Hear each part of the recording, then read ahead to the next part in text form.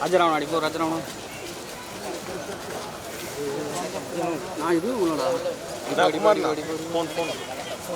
பின்னாடி வாங்கடா phone down பண்ணி உனக்கு முன்னாடி தானே இருக்கா கீழே பின்னாடி வர மாட்டேன்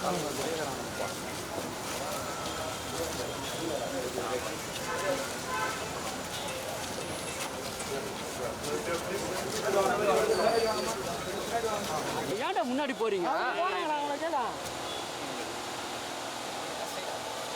போன பின்னாடி ரைட் ரைட் ரைட் ரைட்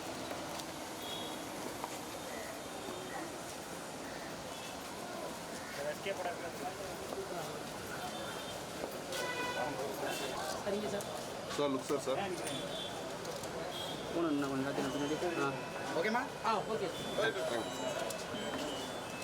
படம் படைச்ச மன்னவர், அவர் வீட்டிலிருந்து வந்த சின்னவர், இன்று படைத்தலைவனாய் வந்து நின்னவர், கேப்டன் இளவல் சண்முக பாண்டியன் அடித்து மிரட்டும் படைத்தலைவன் இசை வெளியீட்டு விழாவிற்கு வருகை தந்துள்ள சிறப்பு விருந்தினர்களை பத்திரிகையாளர் சார்பிலும் படக்குழுவினர் சார்பிலும் அன்புடன் வரவேற்று மகிழ்கிறோம்.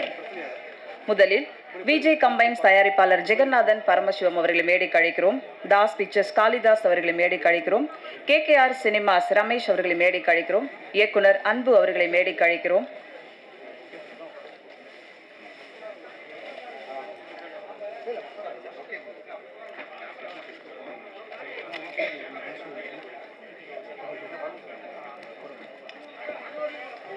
இங்கு வாழ்த்த வந்திருக்கும் மதிப்பிற்குரிய திருமதி பிரேமலதா விஜயகாந்த் அவர்களை மேடைக்கு அழைக்கிறோம்.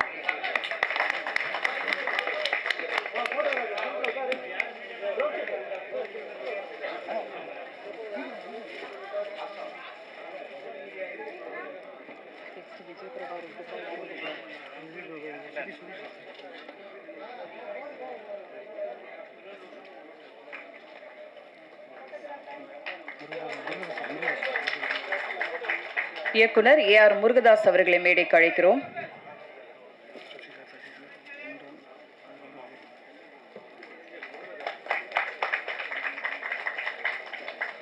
இயக்குனர் நடிகர் சசிகுமார் அவர்களை மேடைக்கு அழைக்கிறோம்.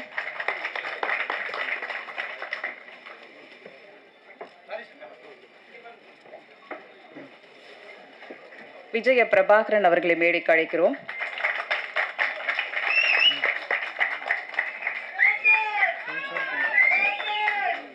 இயக்குனர் பொன்ராம் அவர்களை மேடைக்கு அழைக்கிறோம்.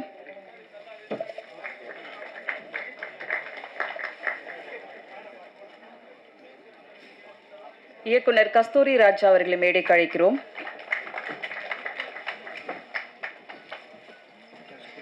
சுதீஷ் சார் அவர்களை மேடைக்கு அழைக்கிறோம்.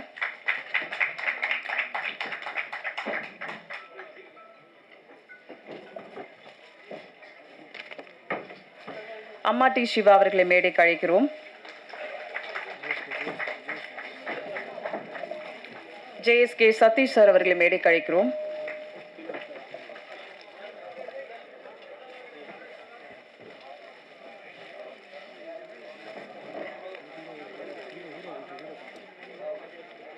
கதை நாயகன் சண்முக பாண்டியன் அவர்களை மேடைக்கு அழைக்கிறோம்.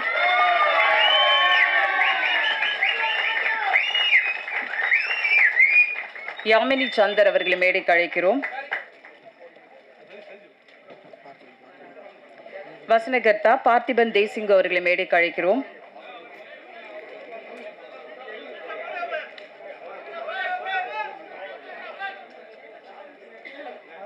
ரிஷி அவர்களை மேடைக்கு அழைக்கிறோம். ஒளிப்பதிவாளர் SR சதீஷ்குமார் அவர்களை மேடைக்கு அழைக்கிறோம்.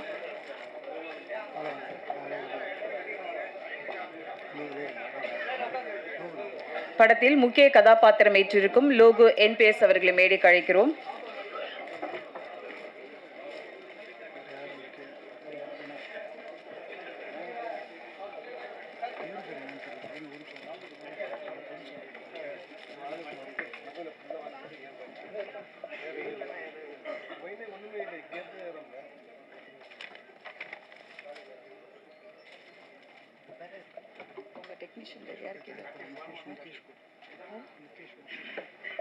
தயாரிப்பாளர் முகேஷ் அவர்களை மேடைக்கு அழைக்கிறோம்.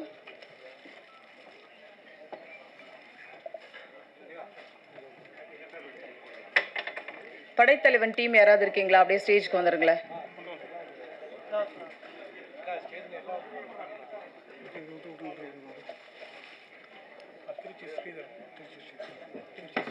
திருச்சி ஸ்ரீதர் சார் அவர்களை மேடைக்கு அழைக்கிறோம்.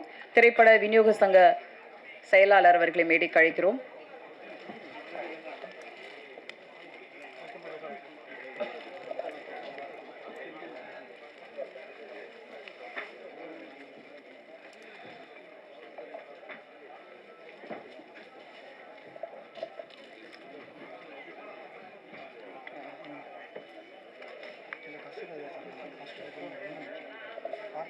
படைத்தலைவன் ஒரு உணர்வுபூர்வமான கதைக்கு உணர்வுபூர்வமான வசனம் எழுதிய பார்த்திபன் தேசிங்கு அவர்களை பேச அழைக்கிறோம்.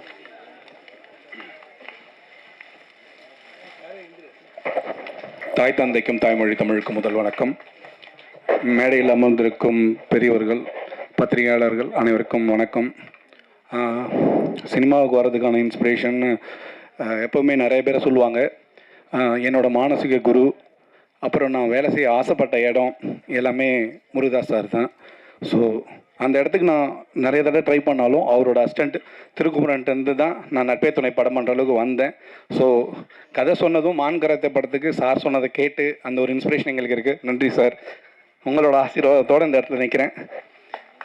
அதுக்கு அடுத்ததாக எனக்கு சின்ன வயசுலேருந்து எனக்கு யாரை பிடிக்குன்னு கேட்டாலே எங்கள் வீட்டில் இருக்கவங்க ஊரில் இருக்கவங்களே சொல்லிடுவாங்க. அதை நான் சொல்ல தேவையில்ல. கடலூர் விழுப்புரம் மாவட்டம்னாலே மற்ற ஸ்டேட்டை விட மற்ற இடத்தோட மாசாக சொல்கிற ஒரு பேர் கேப்டன். தலைவருக்கு ஆக்சுவலாக நான் வரும்போதே அவங்க அரசியலுக்கு வந்துட்டாங்க. ஸோ அவங்கள இயக்கிறதுக்கு வாய்ப்பில்லை, ஆனால் பார்க்கறதுக்கான வாய்ப்பை கொடுத்தது இந்த படம் தான். அதை தாண்டி ஒரு நன்றியாக அதாவது ஒரு ரசிகனாக தான் நான் இங்கே வந்து நிற்கிறேன். நான் இந்த படத்தோட திரைக்கதை வசனம் இது எல்லாத்தையும் தாண்டி ஒரு ரசிகனாக வந்து நிற்கிறேன். அவரை நான் ரசித்ததுக்கு 2 விஷயம் மட்டும் நான் எனக்கு தெரிஞ்ச சினிமாவில் பண்ணிட்டேன். ஒன்று, ஃபஸ்ட்டு படம் நான் நட்பே துணை பண்ணும்போதே அந்த படத்துக்கு நான் வச்ச பேர் கேப்டன் பிரபாகரன் தான். நீங்கள் இப்போ படம் பார்த்தாலும் தெரியும், அந்த ஹீரோவோட பேர் பிரபாகரன். இன்டர்வலில் ஸ்டேட் லிஸ்ட்டில் தேனா எப்படா இருக்குன்னும் போது junior hockey team captain Prabhakaran தான் நான் பேர் போடணும்னு ஆசைப்பட்டேன். பட் டைட்டில் எனக்கு கிடைக்கல. அடுத்ததாக இந்த கதை ஆக்சுவலாக படைத்தலைவன் அதுக்கான ஒரு வாய்ப்பாக எனக்கு இப்போ அமைஞ்சிருக்கு.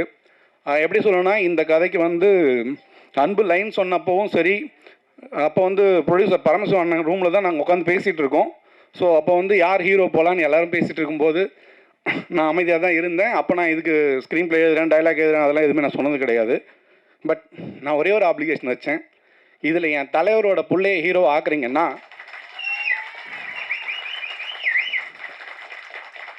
சூப்பர், திரைக்கதை வசனம் நான் ஃப்ரீயாக எழுதி தரேன்.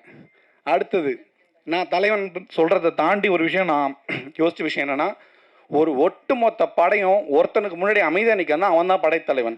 அது என் தலைவன் விஜயகாந்த் மட்டும்தான். ஸோ அந்த விஜயகாந்த் சாருக்காக நான் எழுதின தலைப்பு தான் படைத்தலைவன். அதை தரேன்னு சொன்னேன். எனக்கு தெரிஞ்சு ஆண்டவரோட ஆசீர்வாதம், என் தலைவனோட ஆசீர்வாதத்தோடு அதை நான் இந்த படத்துக்கு கொடுத்துட்டேன். அதுவே எனக்கு ஒரு மிகப்பெரிய வாய்ப்பு. உங்கள் முன்னாடியெல்லாம் இது நிற்கிறதுக்கும், அதே மாதிரி இன்றைக்கி என்றைக்கா இருந்தாலும் சரி, நான் ஏன்னா தலைவர் கூட ஒர்க் பண்ணதில்லை, ஷம்மு பிரதர்கிட்ட நான் ஒரு விஷயம் பார்த்துருக்கேன். ஸோ மக்கள் யார் வந்தாலும் ஒரு அரவணைப்போட பேசுகிறாரு. ஒருவேளை இப்படி தான் தலைவர் இருந்திருப்பாருன்னு நினைக்கிறேன் ஸ்பாட்டில். எனக்கு அந்த வாய்ப்பு கிடைக்கல. இங்கே நான் பார்த்துட்டேன். படம் முடிஞ்சு லாஸ்ட் நாள் எல்லாருக்கும் எங்கள் வயிறார பிரியாணியோட தான் போட்டாங்க. நான் ஷூட்டிங் பாட்டு அதிகமாக போகல, ஆனால் பிரியாணிக்கு போனேன். நல்ல விஷயம் பிரதர், அது கீப் இட் அப். அப்புறம் உங்களுக்கு என்னைக்காவது படைத்தலைவனேன்னு போஸ்ட் ஓட்டினா அதில் நானும் இருக்கேன். ஏன்னா அந்த டைட்டில் தலைவருக்காக கொடுத்த டைட்டில் உங்களுக்காக சேர்ந்துருக்குன்னா அவரோட ஆசீர்வாதம். மற்றவங்களை பற்றி எனக்கு பெருசாக இது சொல்ல தெரியாது. பட் ஆனால் இந்த படத்தை பற்றி நான் 2 விஷயம் சொல்லணும்.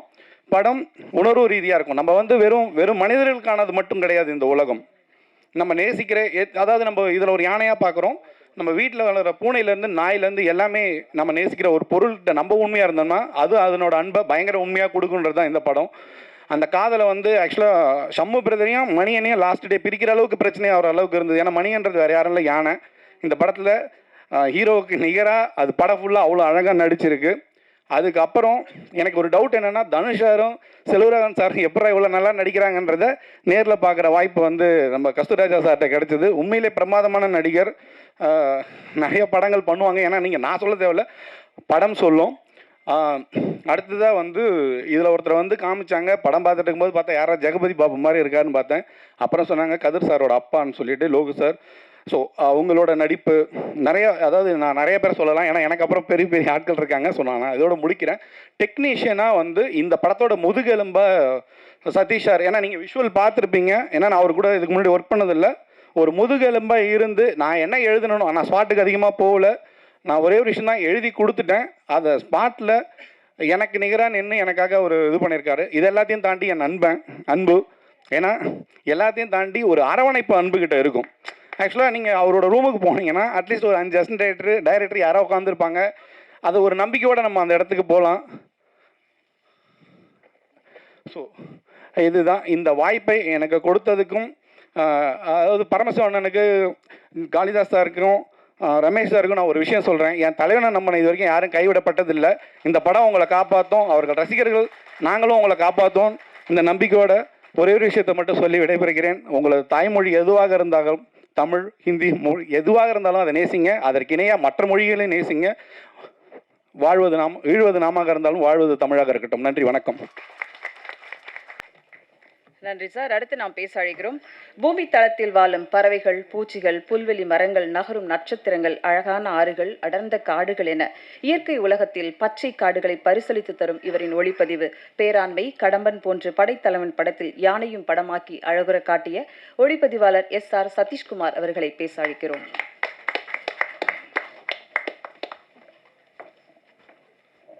வந்திருக்கும் பத்திரிகை நண்பர்கள் அனைவருக்கும் மனமார்ந்த நன்றிகள். மேடையில் விட்டிருக்கும் ஸ்பெஷல் கெஸ்ட் அவர்கள் அனைவருக்கும் நன்றிமா.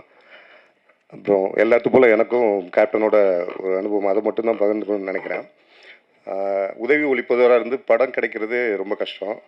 அது உதவி ஒளிப்பதவராக இருக்கப்போ ஒரு ஆக்ஷன் சீக்வன்ஸை கிளாஷாக போகிறப்போ, ஒரு கேமராமேனுக்காக போகிறப்போ எவ்வளோ டஃப்ன்றது, அதுவும் கேப்டனோட படத்தில் அந்த அசிஸ்டண்ட்டுக்கு ஒரு கேமரா பிடிக்கிறப்போ எவ்வளோ டஃப்ன்றது தெரியும். அவர் பண்ணுற ஃபைட் உங்கள் எல்லாத்துக்குமே தெரியும்.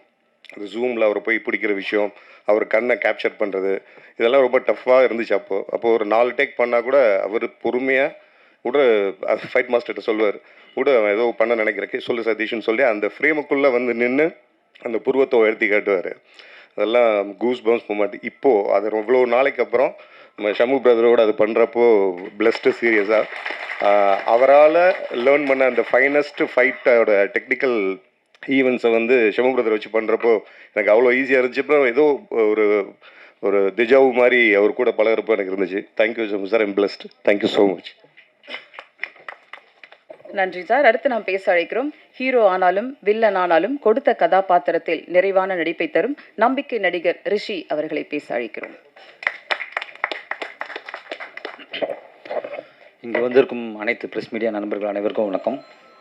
அப்புறம் வந்து எங்களை வாழ்த்து அந்த பெரியவங்க எல்லாத்துக்கும் நன்றி தெரிவிச்சுக்கிறேன். அம்மா, அப்புறம் முருகதாஸ் சார், இப்போ அவர் படத்தில் நடிச்சிட்ருக்காங்க, ஒரு கேரக்டர் பண்ணியிருக்கேன் சார், ரொம்ப நன்றி சார். அப்புறம் எனக்கு வாய்ப்பு கொடுத்த இயக்குனர் அன்பு தம்பிக்கு நன்றி சொல்லிக்கிறேன். அப்புறம் ப்ரொடியூசர் பரமசிவன் சார். இந்த படத்தில் வந்து ஒரு கொடூரமான வில்லனாக பண்ணியிருக்கேன். நான் ஃபஸ்ட்டு சினிமாவுக்கு வரும்போதே வந்து நான் ஃபைட் கிளாஸ் நிறைய பாண்டியன் மாஸ்டர் கிளாஸ் போயிருக்கேன். அப்போ வந்து எல்லா ஃபைட்டர்ஸுமே கேப்டன் சார் அதை பற்றி தான் சொல்லுவாங்க. எங்களுக்கு அவரை பற்றி சொல்லி அவரை பார்க்கணும் ரொம்ப ஆசைப்பட்டேன். அதுக்கு நான் ட்ரை பண்ண பார்க்க முடியல.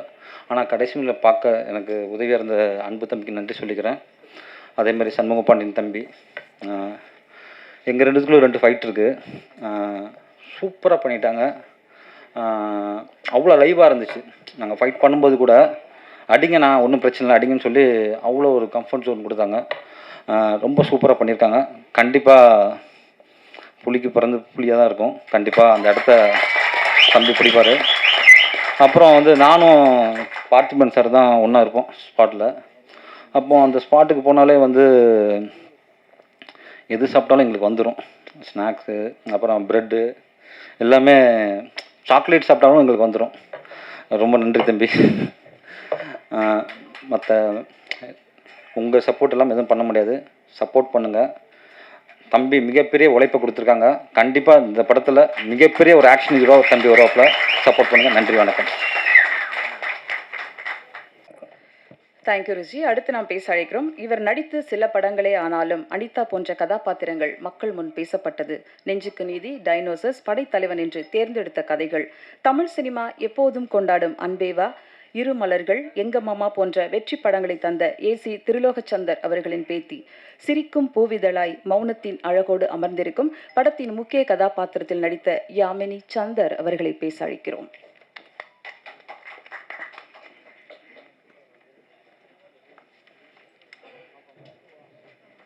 Thank you Kavitha ma'am. Thank you so much. எல்லோருக்கும் வணக்கம். ரொம்ப சந்தோஷமாக இருக்குது இந்த படத்தில் பண்ணதுக்கு. Thanks to Anbu sir for giving me this opportunity and Premalatha ma'am and Prabhana, ரொம்ப தேங்க்ஸ் ஃபார் சப்போர்ட்டிங் அஸ். இந்த படத்தில் இட்ஸ் அ பிளெஸ்ட் மூவி. நான் ரொம்ப பிளெஸ்டாக ஃபீல் பண்ணுறேன். ஏன்னா கேப்டன் அவருடைய பிளெஸிங்ஸே இந்த படத்தில் இருக்குது. அதுக்கு மேலே வேறு என்ன வேணும்? ஸோ ரொம்ப சந்தோஷமாக இருக்குது. அண்ட் அவரை மீட் பண்ணுறதுக்கான ஆப்பர்ச்சுனிட்டியும் எனக்கு கிடச்சிது. கிளிம்ஸ் ரிலீஸ் பண்ணுறப்ப அதுவே ரொம்ப பிளெஸ்டாக நான் ஃபீல் பண்ணுறேன். அண்ட் அஃப்கோர்ஸ் இதில் Ilaiyaraaja sir major part in this film. Lovely song sir. உங்களை பற்றி சொல்கிறதுக்கெலாம் என்ன சொல்கிறதுனே தெரியல. ஒரு legend and lovely song sir. So அதுவும் எனக்கு ரொம்ப சந்தோஷமாக இருக்குது. அண்ட் இதில் ஒர்க் பண்ண டெக்னீஷியன்ஸ், உங்கள் சப்போர்ட் இல்லாமல் எதுவுமே இல்லை. Cameraman sir, Sathish and stunt master எல்லாருக்குமே ரொம்ப தேங்க்ஸ் சொல்ல விரும்புகிறேன். And Parthiban sir for this amazing dialogues. ரொம்ப ஸ்ட்ராங்கான கேரக்டர் எனக்கு கொடுத்துருக்காங்க. And Shanmu, you been such a lovely costar. Very warm, very friendly. ரொம்ப கம்ஃபர்டபுளாக ஃபீல் பண்ண வச்சார். எல்லாமே சூப்பராக போச்சு. Main star of the evening அவரால் வர முடியல, வர முடியாது. நான் அந்த யானை தான் மணியன். ஸோ அவர் என் கூட வந்து ஐ திங்க் ஷண்முவோட தான் நிறைய சீன்ஸில் அவர் கூட இருந்துச்சு. ஸோ அவருக்கும் ஷண்முக்கும் நிறைய பாண்டிங் இருந்துச்சு. அதில் a big animal with a small innocent heart, அதுதான் அவர் சொன்னது. நான் நிறைய பிக்சர்ஸ்லாம் பார்த்துருக்கேன் ஷண்மு அவரோட பாண்டிங்லாம். ஸோ அவரால் வர முடியல, பட் அவர் நடிச்சிருக்காரு இல்லையா? ஸோ அவருக்கும் thanks for working patiently with us. And அவ்வளோதான். Thank you so much. அண்ட் கண்டிப்பாக ப்ரெஸ் மீடியா அங்கே வந்ததுக்கு ரொம்ப ரொம்ப நன்றி. ஹார்ட் ஒர்க் பண்ணியிருக்கோம். நீங்கள் வந்து கண்டிப்பாக எங்களுக்கு தேட்டரில் வந்து சப்போர்ட் கொடுங்க. நன்றி. தேங்க்யூ. யாமினி, அடுத்து நான் பேச அழைக்கிறோம். மத யானை கூட்டம் பரியேறும் பெருமாள் என்று திரையில் கதாநாயகனாக்கிய கதிரை கதாநாயகனாக தந்த இவர் படைத்தலைவனில் குபேரனாக நடிகராக அறிமுகமாகும் லோகு அவர்களை பேச அழைக்கிறோம்.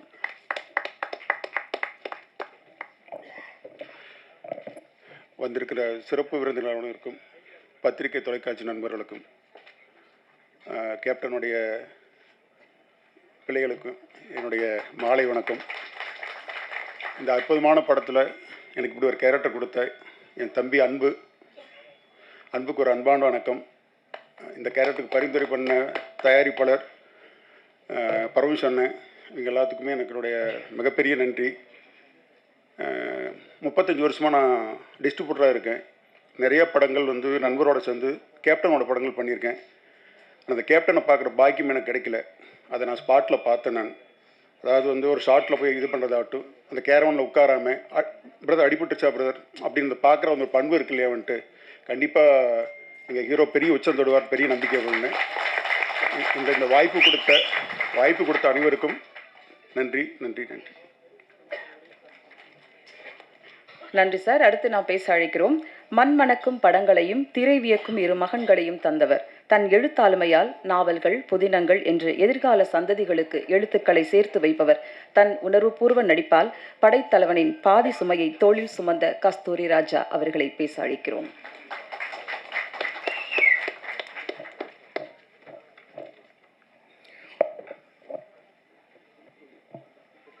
அரங்கத்திற்கு வணக்கம், மேடைக்கு வணக்கம். ஏன்னா முதல் வணக்கம் எதுக்கு உங்களுக்கு சொன்னேன்னா, நீங்கள் மனசு வச்சா தான் படம் ஓடும். இப்போ இவங்கெல்லாம் பேசிட்டு போயிடுவாங்க, பட் நீங்கள் தான் போய் அந்த எந்திரத்தை முடுக்கி விடணும். படைத்தலைவன் இந்த டைட்டில் எப்படி உதயமாச்சு என்னன்னு தெரில. ரொம்ப பேரை ஏங்க வைக்கிற ஒரு டைட்டில். இப்படி பார்த்தாலும் சரி, இப்படி பார்த்தாலும் சரி, இப்படி பார்த்தாலும் சரி, இப்படி பார்த்தாலும் சரி, இப்படி பார்த்தாலும் சரி, கேப்டனுடைய ரசிகர்களாக இல்லாதவங்க யாருமே இங்கே இல்லை. நானும் அவரோட ஒரு படம் இயக்கியிருக்கேன். இங்கே பல விஷயங்கள், புது விஷயங்கள் இருக்குது என்கிட்ட சொல்கிறதுக்கு. அவர் அவர் வந்து கேப்டனுடைய பிரதரின்லா. என் ராசாவின் மனசிலை, அதுதான் என்னுடைய முதல் படம். அந்த படத்திற்கு முதல்ல தேர்வானவர் அவர்தான். இது தெரியுமா யாருக்காவது? உங்களுக்கு தெரியாதா? ஆனால் நடிக்கலை, அவர் தான் முதல்ல வந்தார். அது ஏதோ நின்று போச்சு. இன்னொரு புதுமை என்னென்னா, என்னை ஒரு நடிகனாக நான் நடிச்சிருக்கேனா இல்லையா நிஜமாகவே எனக்கு தெரியாது. அவர் இயக்குனர் என்ன சொன்னாரோ அதை நான் பண்ணேன். ரொம்ப தேவைக்கு அதிகமாக ஒரு வயசானவனை என்னை மதித்து மரியாதை கொடுத்தாங்க. அது கொஞ்சம் அதிகம். இன்னும் கொஞ்சம் நானும் கொஞ்சம் இளைஞனாக வேஷம் போட்டுக்கணும்னு ஆசைப்பட்றேன். பட் அவங்களாம் வந்தோடனே எழுந்து நின்று பண்ணாங்க. இது வந்து இன்னும் இது என்ன செய்யும், நான் என்ன பண்ணுவேன் அப்படிங்கிறது எனக்கு தெரியல. இந்த படத்தில் முக்கியமாக குறிப்பிட வேண்டிய ஒன்று, ஒரு இடத்துல உட்காந்தோ இல்லை எதையாவது பிடிச்சிட்டு சாஞ்சி நின்னோ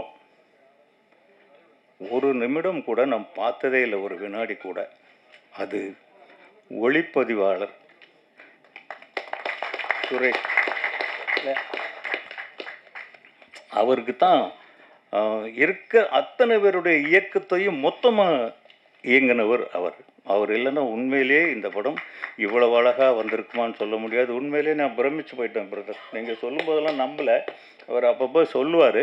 பட் இப்போ பார்க்கும்போது தெரியுது எவ்வளவு பெரிய உழைப்பு அவர் உழைச்சிருக்காரு. அந்த கேமரா விட்டு அவர் கை எடுத்ததே கிடையாது. இந்த மாதிரி ஒர்க் பண்ணார். தம்பி நம்ம ஹீரோ படைத்தலைவன், என்ன சொல்கிறது அவரை பற்றி? எல்லாமே அவர் மாதிரியே தான் இருக்குது. இன்னும் சொல்லப்போனால் அவரை விட கொஞ்சம் ஹைட்டாக இருப்பாருன்னு நினைக்கிறேன். முதல்ல போகும்போது ஒரு யானையோட நடிச்சிட்டு இருந்தோம். அவர் பூந்து விளையாடுறாரு. போன உடனே சின்ன பிள்ளை இல்லையா, டக்குன்னு போய் வீரம் விளைஞ்ச மண்ணுக்கு பிறந்தது அது. அவர் டக்குன்னு பூந்து விளையாடுறாரு, யானைக்கு முத்தம் வைக்கிறாரு, தட்டி கொடுக்குறாரு. இதுக்கெல்லாம் லஞ்சம் கொடுத்துருக்காருன்னு அப்புறம் தான் தெரியுது. நமக்கு கிட்ட போகிறதுனால உள்ளே போகிறோம், வெட்ட எடுத்து என்ன யானை என்னங்க அது பூனைக்குட்டியாக தூக்கி வச்சு கொஞ்சம் இருக்குது. ஆனால் அவர் பாஞ்சு இப்போ கட்டி பிடிக்கிறாரு, முத்தம் வைக்கிறாரு, அது கூட உக்காந்துக்கிறாரு. இப்படி போயிட்டு இருந்தா திடீர்னு ஃபைட்டுங்கிறாங்க. போய் பார்த்தாக்க 5 யானை நிற்குது. இப்போ ஒரு ஃபைட்டில் நீங்கள் ஒரு ஷார்ட் பார்த்துருப்பேங்க, அந்த நான் காலுக்குள்ளேருந்து இப்படி சருன்னு வெளியில் வருது. எதை பற்றியுமே அவர் பயப்படவே இல்லை. அது வந்து ஒரு மான்குட்டிகளோட விளையாடின மாதிரி அவர் விளையாடினார். இதுக்கெல்லாம் ப்ராக்டிஸ் பத்தாது. பேசிக்கலி நமக்குள்ள ஒரு ஃபவுண்டேஷன் இருக்கணும். அது கேப்டன் போட்ட விதைங்கிறதுனால தான் அது இருக்குது. இல்லாட்டி இதுக்கு வேறு எந்த விதமான ஆதாரம் இருக்கவே முடியாது. யாருங்க போய் யானையோட அந்த அளவுக்கு ஃபைட் பண்ணுவாங்க? புரட்சித் தலைவர் எம்ஜிஆர் நல்ல நேரத்தில் நடித்தார் யானைகளோட. இப்போ இவர் யானைகளோட நடிச்சிருக்கார். ரிசல்ட் என்னன்னு நீங்களே பார்த்துக்கோங்க. யானையும் கிட்டத்தட்ட ஒரு பூனைக்குட்டி மாதிரி அந்த அளவுக்கு ப்ராக்டிஸ்டு எலிஃபண்ட் வச்சுருந்தாங்க. ரொம்ப நாள் அதுவும் பண்ணுச்சு. நான் நடித்தது கொஞ்ச நாள் தான். இருந்தாலும் கூட எவ்வளவு சிரமப்படணுமோ அவ்வளவும் பட்டாங்க, எவ்வளவு கஷ்டப்படணுமோ அவ்வளவும் பட்டாங்க. திடீர்னு ஷாட் வச்சா மழை வந்துடும், 2-3 நாளைக்கு ஷாட்டே இருக்காது. இதுக்கெல்லாம் எவ்வளவு கால்குலேஷன் ஆகும், எவ்வளவு கணக்காகும்னு ஒரு ப்ரொடியூசராக எனக்கு தெரியும். இதையெல்லாம் தாண்டி இன்றைக்கி இந்த அளவுக்கு இந்த படம் வந்து நின்று இருக்குன்னா அது அந்த தயாரிப்பாளர், டைரக்டர் அன்பு, இவங்களுடைய அசகாய சூரத்தனமான ஒரு சாதனைன்னு தான் சொல்லணும். இல்லாட்டி இந்த அளவுக்கு கொண்டு வர முடியாது. அது இந்த பாலக்காடுங்கிற ஊர், அது நம்ம பூலோக சொர்க்கம் மாதிரி ஒரு ஊருங்க. அதுக்குள்ளே தான் ஃபுல் ஷூட்டிங். ஒரு டேமுக்குள்ளே தண்ணி குறைஞ்சிருந்தது, அதுக்குள்ளே போய் எவ்வளவோ பெர்மிஷன், அந்த இது ஏகப்பட்ட சிக்கல். இப்போ கூட இன்னும் முழுசாக தீர்ந்து இருக்காது, இன்னும் கொஞ்சம் இருக்கும். படம் எடுக்கிறவங்களுக்கு மொத்த சிக்கலும் கடைசியில் தானே வரும். அது இருக்கும். இதையும் தாண்டி நீங்கள் ஜெயிப்பீங்க. நம்ம மீடியா எல்லாம் கட்டாயம் இந்த படத்தை பற்றி நல்லா எழுதுவாங்க. நல்லா எழுதுனா இதை விட இன்னும் முக்கியமான ஒரு விஷயம் என்னென்னா, இசை ஞானி இளையராஜா. அவர் இளையராஜான்னு சொன்னோன்னே எனக்கு புல்லரிச்சு போச்சு. அதை விட என்ன வேணும் இந்த படத்துக்கு? ஒரு வரப்பிரசாதம். 2 பாட்டு கேட்டோம். உண்மையிலேயே அது சமாளிப்பே கிடையாது. அப்படி ஒரு அழகான பாட்டு 2 கொடுத்துருக்காரு. இன்னும் எத்தனை பாட்டு மொத்தத்தில்? 3. இன்னொன்று தான் இருக்கான். அதை காமிக்கல. அதையும் காமிச்சிருக்கலாமே. 3 பாட்டு ரொம்ப நல்லா இருக்குது. இளையராஜா ரீரெக்கார்டிங் நீங்கள் சொல்லவே தேவையில்லை. இது ரீரெக்கார்டிங் படம். பிச்சு படல் எடுத்திருப்பார். நீங்களாம் இருக்கீங்க, படத்தை காப்பாற்றுவீங்க நம்பிக்கை இருக்குது. உங்களெல்லாம் நம்பி நாங்கள் நடிக்க வந்திருக்கேன் அப்படின்னு சொல்கிறாங்க. எங்களை காப்பாற்றுங்க. இந்த படத்துக்கு இன்வெஸ்ட் பண்ண ப்ரொடியூசரை காப்பாற்றுங்க. அந்த இயக்குனரை காப்பாற்றுங்க. நன்றி.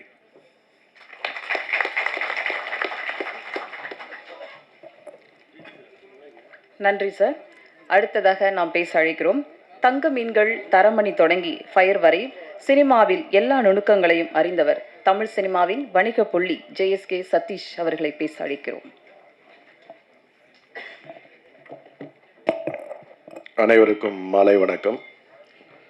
இந்த நிகழ்ச்சிக்கு வந்திருக்கும் அன்னியார் அவர்களுக்கும் ஜூனியர் கேப்டன் விஜய் பிரபாகரன் அவர்களுக்கும், நம்ம திரைத்துறையோட வருங்கால கேப்டன் சண்முக பாண்டியன் விஜயகாந்த் அவர்களுக்கும், சகோதரர் சுதீஷ் அவர்களுக்கும், மேடையில் அமர்ந்திருக்கும் திரை முன்னணி நட்சத்திரங்கள் அனைவருக்கும் இந்த நேரத்தில் வாழ்த்துக்களும் நன்றியும் தெரிவித்துக் கொண்டு, இந்த படம் படைத்தலைவன்.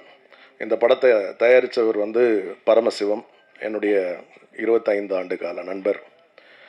அவரால் இந்த சினிமாவுக்கு கிட்டத்தட்ட நிறைய தயாரிப்பாளர்கள் உருவானாங்க. அது எனக்கு தெரியும். ஏன்னா அவர் கூடிய பயணிச்ச ஆள், பழகுவதற்கு ரொம்பவும் இனிமையானவர், வியாபாரம் தெரிந்தவர். அவர் இப்படி ஒரு படம் எடுத்திருக்காரு அப்படின்னும்போது ரொம்ப மகிழ்ச்சி. அவர் இந்த படத்தில் அவர் மிகப்பெரிய லாபம் சம்பாதிக்கணும், வெற்றி பெறணும். அதுக்கேற்ற மாதிரி அவருக்கு டீம் அமைஞ்சிருக்கு. குறிப்பாக டைரக்டர் அன்பு 24 மணி நேரமும் இந்த படம் சிந்தனையாக சுறுசுறுப்பாக எந்த வேலை இருந்தாலும் அதை கொஞ்சமும் சலிக்காமல் பல முறை அதை மாற்றங்கள் ஏற்படுத்தி அந்த படத்தை ரொம்ப பிரமாதமாக கொண்டு வந்திருக்காங்க. இதெல்லாம் நான் சொல்கிறதுக்கு காரணம் எனக்கு பேசுகிறதுக்கு ஒரு வாய்ப்பு இது உருவானதுக்கு காரணம், இந்த படத்தை முழுசாக நான் பார்த்ததால் என்னால் கணிக்க முடிஞ்சது. இந்த படம் நிச்சயமாக தமிழ் சினிமாவில் இந்த ஆண்டில் எழுதி வைத்துக் கொள்ளுங்கள், மிகப்பெரிய ஒரு வெற்றி படமாக இருக்கிறது.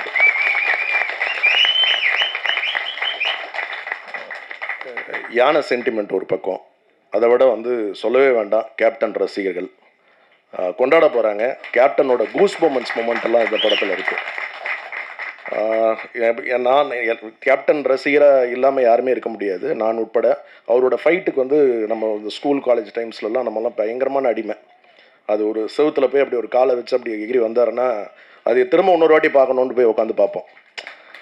அதே மாதிரி அவருடைய வாரிசு, அதான் சார் சொன்ன மாதிரி புலிக்கு பிறந்தது பூனை ஆகாது. ஒரு 6 அடி கம்பீரமான ஒரு ஹீரோ. அந்த ஃபைட்ஸ்லலாம் அவ்வளோ ரிஸ்க் எடுத்து ரொம்ப பிரமாதமாக அவருடைய காட்சிகள் வந்திருக்கு. நிச்சயமாக இந்த படம் ஒரு வெற்றி படமாக இருக்கும். கஸ்தூரி ராஜா சார் ரொம்ப பிரமாதமாக நடிச்சிருப்பார். ரொம்ப யதார்த்தமாக நான் இங்கே வரும்போதே முதல்ல சொல்லிட்டேன் அவர்கிட்ட, சார் வாழ்ந்திருக்கீங்க இந்த கேரக்டர் அப்படின்ட்டு. அதே மாதிரி இந்த படத்தில் என்னுடைய நண்பர் திரு லோகு கதிரோட ஃபாதர், ஒரு தமிழ் சினிமாவுக்கு ஒரு புது வில்லன் கிடச்சிருக்காரு. ரொம்ப நல்லா நடிச்சிருக்காரு. படத்தில் இசை, பாடல்கள் எல்லாமே ரொம்ப பிரமாதமாக இருக்குது. இந்த படம் ஆரம்பித்ததும் தெரில, முடிஞ்சதும் தெரில. ஒரு 2 மணி நேரம் 15 நிமிஷம் தான் மொத்த படமே. குடும்பங்கள் கொண்டாட வேண்டிய ஒரு படமாக இருக்கும் இந்த படம். நான் என்ன சொல்ல போனால் தயாரிப்பாளர்கிட்ட சொன்ன, ரிலீஸ்க்கு முன்னாடியே கேப்டன் ரசிகர்களுக்கு போட்டு காட்டுங்க, பப்ளிக்கு ஒரு ஷோ போட்டு காட்டுங்க, அவங்களே கொண்டு போய் இதை சேர்த்துருவாங்க. அந்தளவுக்கு நீங்கள் பயப்பட வேண்டிய படமே இல்லை, தாராளமாக யாருக்கு வேணாலும் போட்டு காட்டலாம் அப்படின்னு சொல்லி அவருக்கு உற்சாகமும் ஊக்கமும் கொடுத்துருக்கேன். இந்த படம் வெற்றி அடைய நீங்கள் எல்லோரும் மீடியா, ப்ரெஸ் நீங்கள் சப்போர்ட் பண்ணணும். வந்திருக்கும் அனைவருக்கும் இந்த நேரத்தில் மீண்டும் நன்றிகளை தெரிவித்துக் கொண்டு விடைபெறுகிறேன். நன்றி, வணக்கம். நன்றி சார். அடுத்து நாம் பேச அழைக்கிறோம் தமிழ் சினிமாவில் கலங்கரை விளக்காய் கை காட்டி வழிநடத்தி செல்லும் அம்மா கிரியேஷன்ஸ் டி சிவா அவர்களை பேச அழைக்கிறோம்.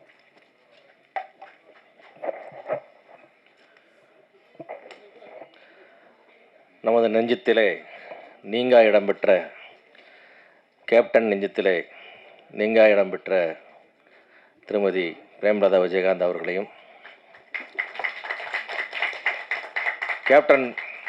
கேப்டனின் படைத்தலைவி திருமதி பிரேமலதா விஜயகாந்த் அவர்களையும், கேப்டனின் இளைஞர் படை தலைவன் விஜயபிரபாகரன் அவர்களையும், கேப்டனின் படைத்தளபதி சுதீஷ் அவர்களையும், கேப்டன் ரசிகர்களின் படைத்தலைவன் சண்முக பாண்டியன் அவர்களையும்,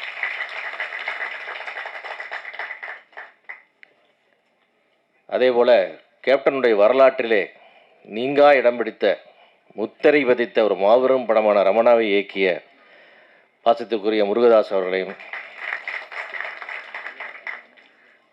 பட ஓடலினாவே சம்பளத்தை ஏற்றுற இந்த காலத்தில் பட ஓடுனா கூட சம்பளம் ஏற்ற மாட்டேன்னு சொல்கிற அன்புக்குரிய ஹீரோ,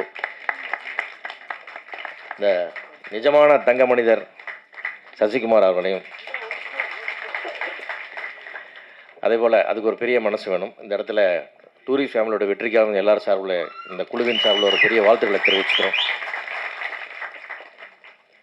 அதேபோல் நண்பர் படத்தை சண்முக பண்ணி இயக்கி படத்தை இயக்கி கொண்டிருக்கும் இயக்குனர் பொன்ராம் அவர்களையும், பார்த்ததற்குரிய கஸ்தூர்ராஜா அவர்களையும் அனைவரையும் வணங்கி ஊடக நண்பர்கள் அனைவருக்கும் வணக்கத்தை சொல்லி துவங்குகிறேன்.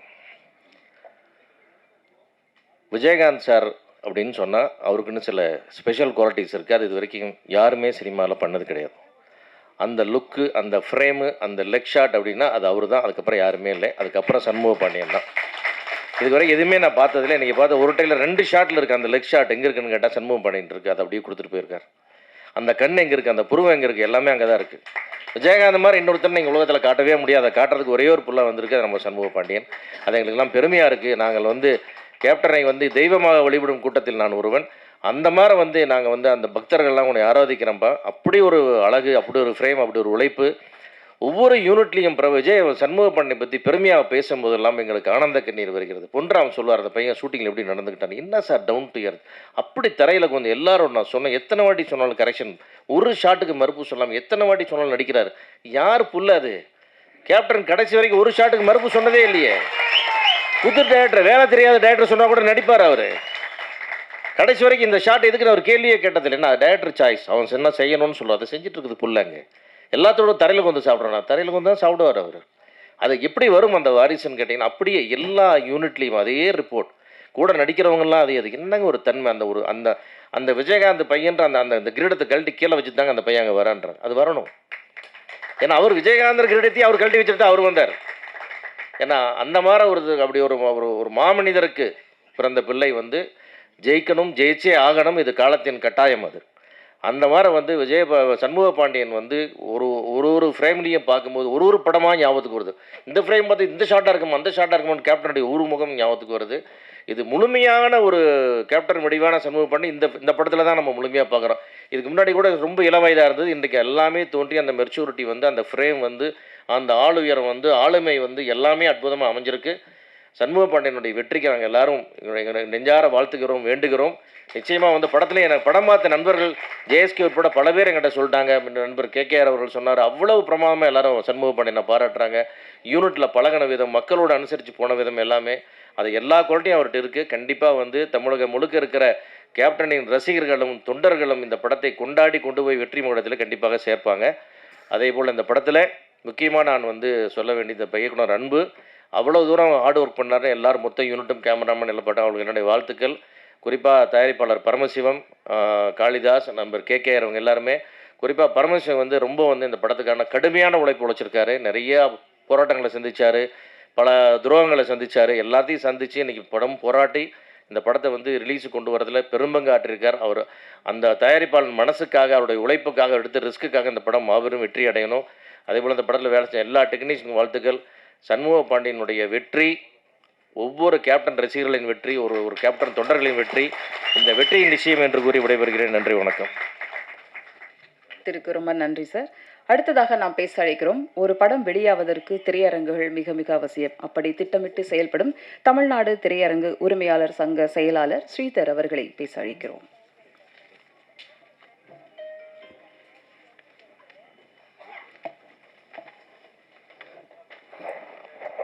அன்புக்குரிய சதீஷ், நண்பர் சிவா, கஸ்தூராஜா சார், நிறைய படம் உங்கள் படத்தில் நிறைய சம்பாரிச்சிருக்கோம். சிவாஜி சார், குஷ்பு, ராதிகா மேம், நிறைய படம் நிறைய சம்பாரிச்சிருக்கோம். அடுத்து ரொம்ப குறிப்பிட்டு சொல்லணும், சசி அந்த சம்பளத்தை ஏற்ற மாட்டேன்னு சொன்னது வந்து ஒரு பெரிய ஒரு தயாரிப்பாளர் சார்பாக நாங்கள் தியேட்டருக்காரங்க ரொம்ப சந்தோஷப்படுறோம், ரொம்ப ரொம்ப சந்தோஷப்படுறோம். படம் ஒரு பெரிய வெற்றி. இந்த 5 மாதத்தில் கலெக்ஷன் வைஸ் பார்க்கும்பொழுது ஒரு ஃபேமிலி ஆடியன்ஸ்னால் எக்ஸ்ட்ராடினரி ஃபேமிலி ஆடியன்ஸ், ஃபேமிலியாக குழந்தைங்களோட அத்தனை பேர் வந்து படம் பார்க்குறாங்க. ரொம்ப ரொம்ப கலெக்ஷன் நல்லாயிருக்கு. எங்களுக்கு இந்த படத்தோட டேம்ஸ் கொஞ்சம் கம்மி, அதனால் லாபம் அதிகம். இன்னும் சொல்லப்போனால் ஒட்டுமொத்த கலெக்ஷனில் ரெட்ரோ படத்தோட ஒட்டுமொத்த கலெக்ஷனை டூரிஸ்ட் ஃபேமிலி கலெக்ஷன் கிராஸ் பண்ணிடுச்சு. நான் ஓப்பனாக டிக்ளேர் பண்ணுறேன். ஸோ மனமார்ந்த பாராட்டுகள் சசி, இதை கண்டினியூ பண்ணணும், நிறைய பெரிய வெற்றிகள் கொடுக்கணும்னு கண்டிப்பாக நான் கேட்டுக்கிறேன். அடுத்து முருகதாஸ் சார், ரமணா, தீனா, இந்த 7ஆம் அறிவெல்லாம் அந்த ஃபஸ்ட்டு ஒரு 1/2 hour படம் பார்த்துட்டு ரொம்ப பெரிய ஒரு மிகப்பெரிய ஒரு எனக்கு ஒரு சம்திங், எனக்கு அது சொல்ல வரல, எனக்கு அது ரொம்ப ஹேட்ஸ் ஆஃப் சார். அடுத்த வர படங்களும் பெருசாக வெற்றி அடைஞ்சு சினிமாவும் நல்லா இருக்கணும், தியேட்ரு பேசிக்காக நல்லா இருந்துச்சுன்னா சினிமா டோட்டலாக எல்லாம் எங்கிட்டேருந்து ஃபுல்லாகவே காசு அங்கேருந்து தான் பாஸ் ஆகி போகுது. ஸோ அது நல்லா இருக்கணும். நண்பர் சுதீஷ் அவர்களுக்கும், கேப்டனுடைய 2 சிங்கக்குட்டிகள், வருகின்ற 2026 மே மாதம் தமிழ்நாட்டை அடுத்து யார் ஆட்சி செய்ய வேண்டும் என்று நிர்ணயிக்கக்கூடிய முதல் 5 சக்திகளில் ஒரு சக்தி திருமதி கேப்டன் அவர்களுக்கும் வணக்கம். அடுத்ததா என் பக்கத்தில் உட்காந்துருந்தார் சதீஷ், கேமரா ரொம்ப டாப் சார். இந்த கஸ்தூராஜா சார்னு சொல்லிட்டாங்க, இவர் சொல்லிட்டாரு. யானை சென்டிமெண்ட்டுங்கிறது ஒரு பெரிய சென்டிமெண்ட். நல்ல நேரம் எவ்வளோ பெரிய வெற்றின்னு உங்களுக்கு எல்லாத்துக்கும் தெரியும். கும்கி படம் திருச்சி ஊர்வசியில் 100 days. அதனால் அந்த யானை சென்டிமெண்ட்டு கண்டிப்பாக ஒரு பெருசாக ஒர்க் அவுட் ஆகி வரும். 2 பாட்டு போட்டாங்க. அதில் 2வது பாட்டு ரொம்ப சூப்பராக, ஃபோட்டோகிராஃபி ரொம்ப எக்ஸ்ட்ரானரி. எல்லாரும் அன்புன்னு சொன்னாங்க. நான் அவரை பார்த்ததில்லை.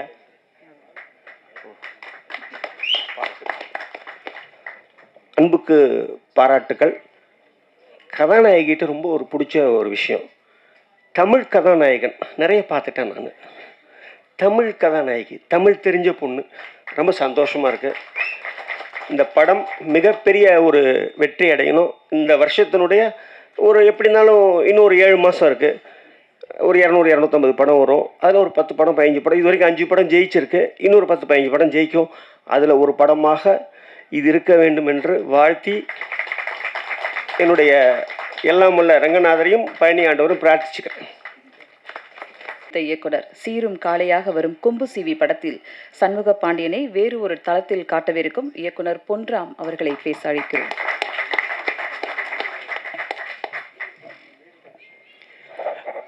அனைவருக்கும் வணக்கம். மேடையில் அமைந்திருக்கும் அனைவருக்கும் வணக்கம்.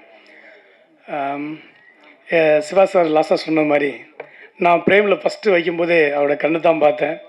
அவருக்கு சண்முகம் கண்ணு தெரில, எனக்கு கேப்டன் கண்ணு தான் தெரிஞ்சுது. ஃபஸ்ட்டே ஷாக் ஆகிட்டேன். 40 ஃப்ரேம்ஸ் வச்சுருந்தோம். அது உள்ளே என்ட்ரி ஆகிற ஃபஸ்ட் ஷாட்டே அவருடைய சண்முகனுடைய ஃபஸ்ட் ஷாட்டை தான் எடுத்தேன். எடுத்தோடனே எங்கள் டீமே சொன்னாங்க, இது அப்படியே கேப்டனை பார்க்குற மாதிரி. அது மாதிரி கிருதாலும் செட் பண்ணியிருந்தோம். ஸோ அவருடைய இடம் பிஎன்சியில் இன்னும் வெற்றிடமாகவே இருக்குது. அந்த இடத்த நிரப்புறது தான் நம்ம தம்பி வராப்புல சண்முகம். எல்லோரும் 2 இடத்த நோக்கி போவாங்க. ஆனால் கேப்டன் இடத்த யாரும் நினச்சி கூட பார்க்க மாட்டாங்க, ஏன்னா நினைக்க முடியாது. அவருடைய லெக் ஷாட்டாக இருக்கட்டும், அவருடைய ஆக்ஷன் சீக்கிரம் யாரும் பண்ண முடியாது, அதனால் யாரும் ட்ரை பண்ண மாட்டாங்க. ஆனால் சண்முகம் ட்ரை பண்ணுறாரு. அவருக்கு அந்த கன்ஃபார்மாக கிடைக்கும். பிஎன்சியில் ஏன்னா இந்த படம் பண்ணிட்டு இருக்கனால எனக்கு அனுபவத்தில் சொல்கிறேன். நம்ம எடுத்துகிட்டு இருக்க படத்தில் வந்து ஒரு காமெடி ஆக்ஷன் அதான் ரெண்டுமே சரிசமமாக பண்ணுறாப்புல. ஒரு ஷாட்டில் வந்து ரோப்பே வைக்கலை, தூக்கி அடி போட்டாப்புல. ஏன்னா அவ்வளோ ஹைட்டு. நான் இப்போ டைலாக் சொல்லி தான் சொல்லி தருவேன் நான். இந்த படத்தில் படைத்தலைவனில் 3 பிரமாண்டமாக சொல்லலாம். ஒன்று யானை, இன்னொன்று இளையராஜா சார், அண்ட் வந்து சண்முக பாண்டியன். ஏன் அவர் சொல்லலான்னா அவ்வளோ பிரமாண்டமாக இருப்பாப்புல. பிரேமில் ஃபுல் ஷாட் வச்சுருந்தோம், லெக் வரைக்கும் வச்சுருந்தோம், அப்படி இருக்கும். ஸோ ரொம்ப நாள் கழித்து ஒரு பிரம்மாண்டமான ஒரு ஹீரோ இந்த சண்முக பாண்டியன் தான் சொல்லலாம். அது இந்த படைத்தலைவன் மூலமாக நம்ம தமிழ் சினிமாவில் மிகப்பெரிய வெற்றி அடைஞ்சு இந்த இடத்தையும் பிடிச்சி இந்த பிஎன்சியில் வந்து மிகப்பெரிய வெற்றி அடையும் இந்த படைத்தலைவன். ஏன்னா எல்லோரும் சொன்ன மாதிரி யானை வந்து ஒரு அற்புதமான அனிமல், நம்ம கூடிய ஒரு பேசக்கூடிய ஒரு அனிமல் சொல்லலாம். அதோட சென்டிமெண்ட் அந்த சாங்கில் பார்க்க முடிஞ்சுது. அந்த யானை தேடி போகிறாருன்னு நினைக்கிறேன்.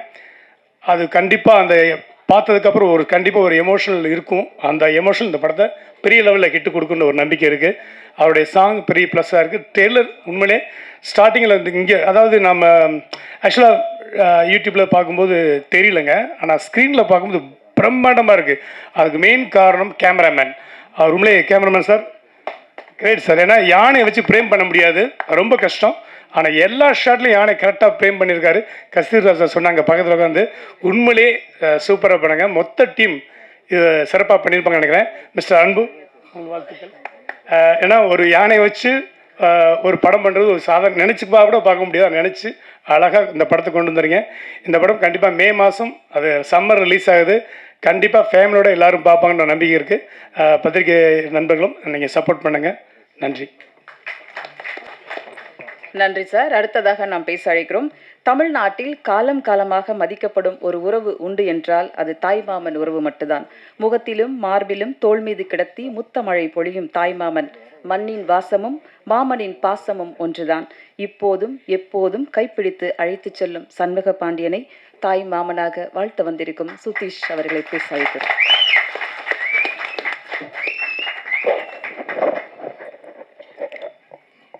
அனைவருக்கும் என்னுடைய மாலை வணக்கம். கேப்டனுடைய நல்லாசிரியரும் விஜய் சிறி கம்பைன்ஸ் தயாரிக்கும் படை வீரன், படை தளபதி எல்லாம் சொல்லலாம். நம்ம இங்கே வருகை தந்துள்ள சண்முக பாண்டியத்தினுடைய ரசிகர்கள் அனைவருக்கும் என்னுடைய மனமார்ந்த வாழ்த்துக்கள். அதே போல் கேப்டனுடைய நண்பர்கள், பத்திரிகை சேர்ந்த மூத்த பத்திரிகையாளர்களுக்கு கேப்டன் சார்பில் என்னுடைய மனமார்ந்த நன்றிகளும் வணக்கம் தெரிவிச்சுக்கிறேன். நான் இந்த படத்தை பொறுத்த வரைக்கும் சண்முக பாண்டியனுக்கு ஒரு ப்ளஸ் இருக்குது. அவர் முதல் நடித்த படம் சகாப்தம், அது வந்து மியூசிக் வந்து யுவன் சங்கர் ராஜா. இந்த படம் வந்து இசை ஞானி. மூணாவது படம் வந்து யுவன் சங்கர் ராஜா. சிறிய நேரத்திலேயே வந்து இளையராஜா குடும்பத்தில் 3 இசையமைப்பாளர் நடித்த ஒரே ஹீரோ சண்முக பாண்டியன் மட்டும்தான், வேறு யாருமே கிடையாது.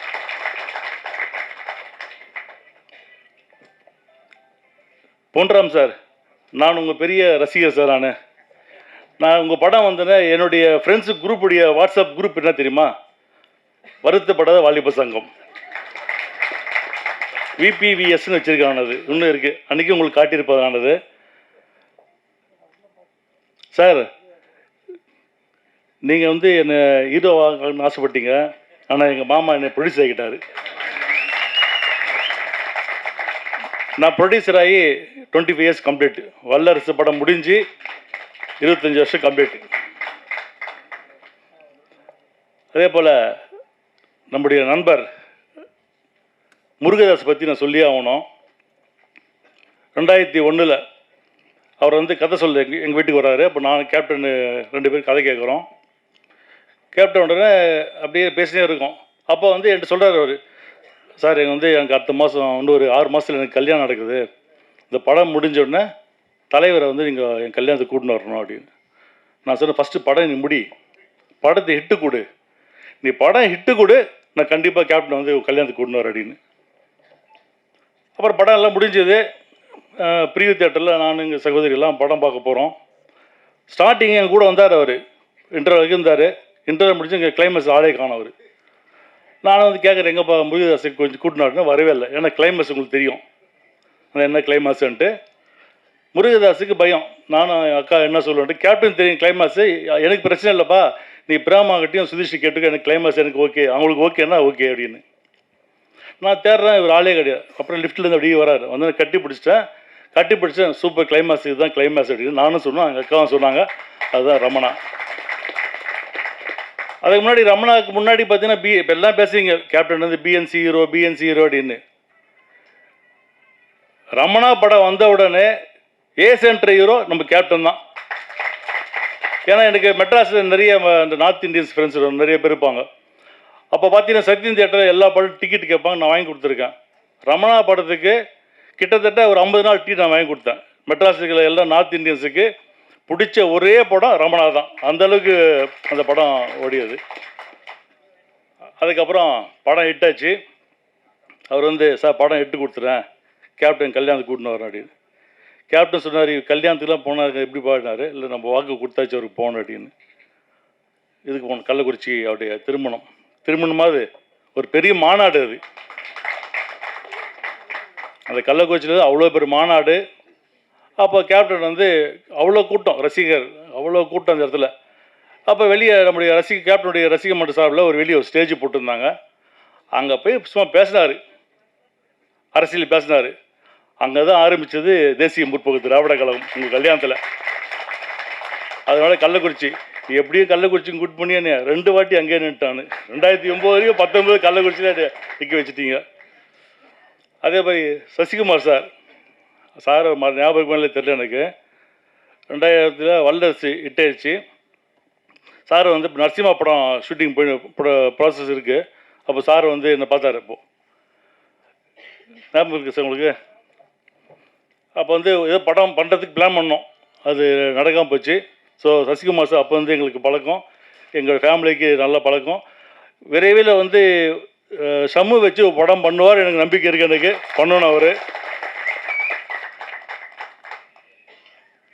இப்போ எல்லாமே பேசுங்க, யானை சென்டிமெண்ட்டு. கண்டிப்பாக யானைனாக்க வெற்றி தான். அது விநாயகர் இருக்கார் இல்லையா, கண்டிப்பாக இந்த படம் வெற்றி பெறும். எனக்கு ஒரு சந்தோஷம், சம்மு வந்து என்னுடைய ஹீரோ அவர். நான் தான் அவர் இன்ட்ரடியூஸ் பண்ணேன் என்னுடைய கேப்டன் சிங்கர்ஸில். என்னுடைய ஹீரோ அவர். 100 படம் நடித்தாலும் என்னுடைய ஹீரோ தான் அவர்.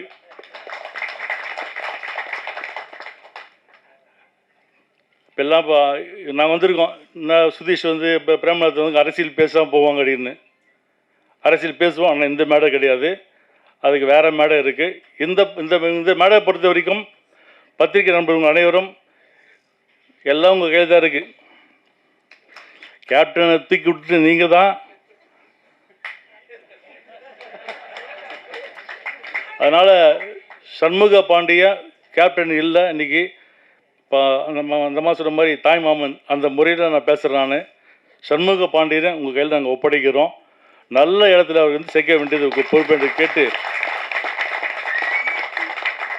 இந்த படத்தை இயக்கிய அன்பு அவர்கள் வந்து அவர் எனக்கு டைரக்டர் தெரியல, எனக்கு இந்த படத்தை ப்ரொடியூஸ் மாதிரி தெரியாது. எனக்கு எல்லா விஷயமே அவர் தான் பார்த்தார். என்னை பொறுத்த வரைக்கும் இந்த படம் வெற்றி பெறும்.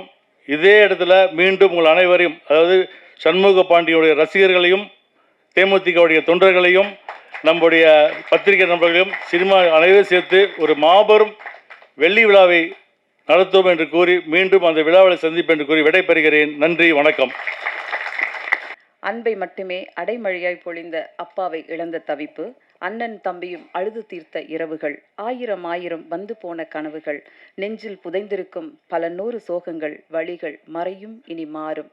நம்பிக்கை வையுங்கள், எதிர்கால அரசியலில் தனக்கான சாம்ராஜ்யத்தை இவர் உருவாக்குவார். என்னுயிர் தோழா, எழுந்து வா, தம்பி புகழ் பேச பறந்து வா. கட்சியின் இளைஞரணி செயலாளர் விஜய பிரபாகரன் அவர்களை பேச அழைக்கிறோம்.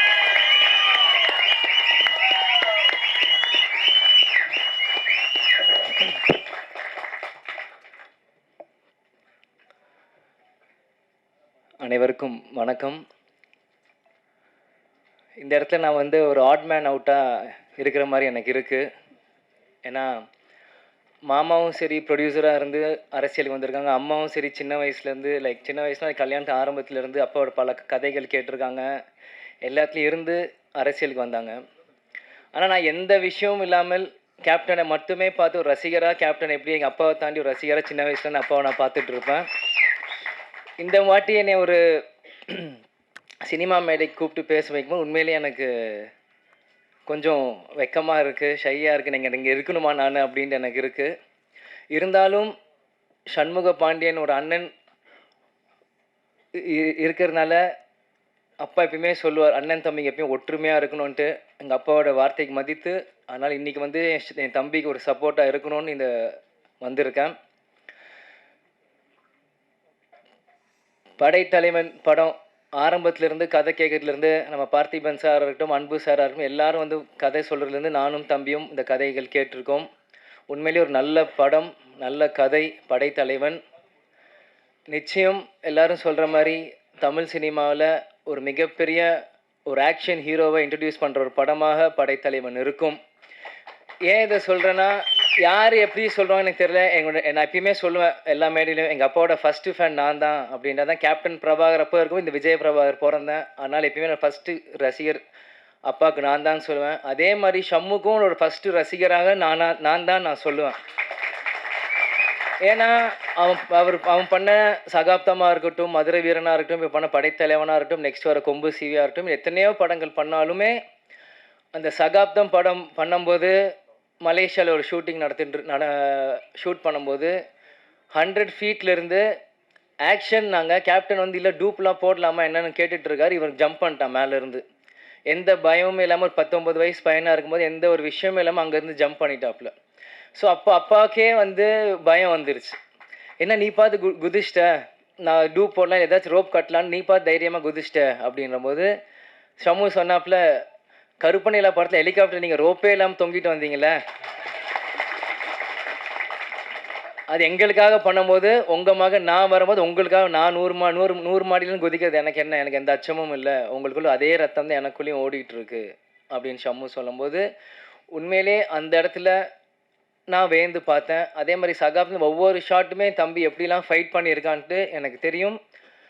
கேப்டன் எங்கேயும் போல, அவர் படத்தில் நீங்கள் பாருங்கள், கேப்டன் திரையில் தெரிவார்.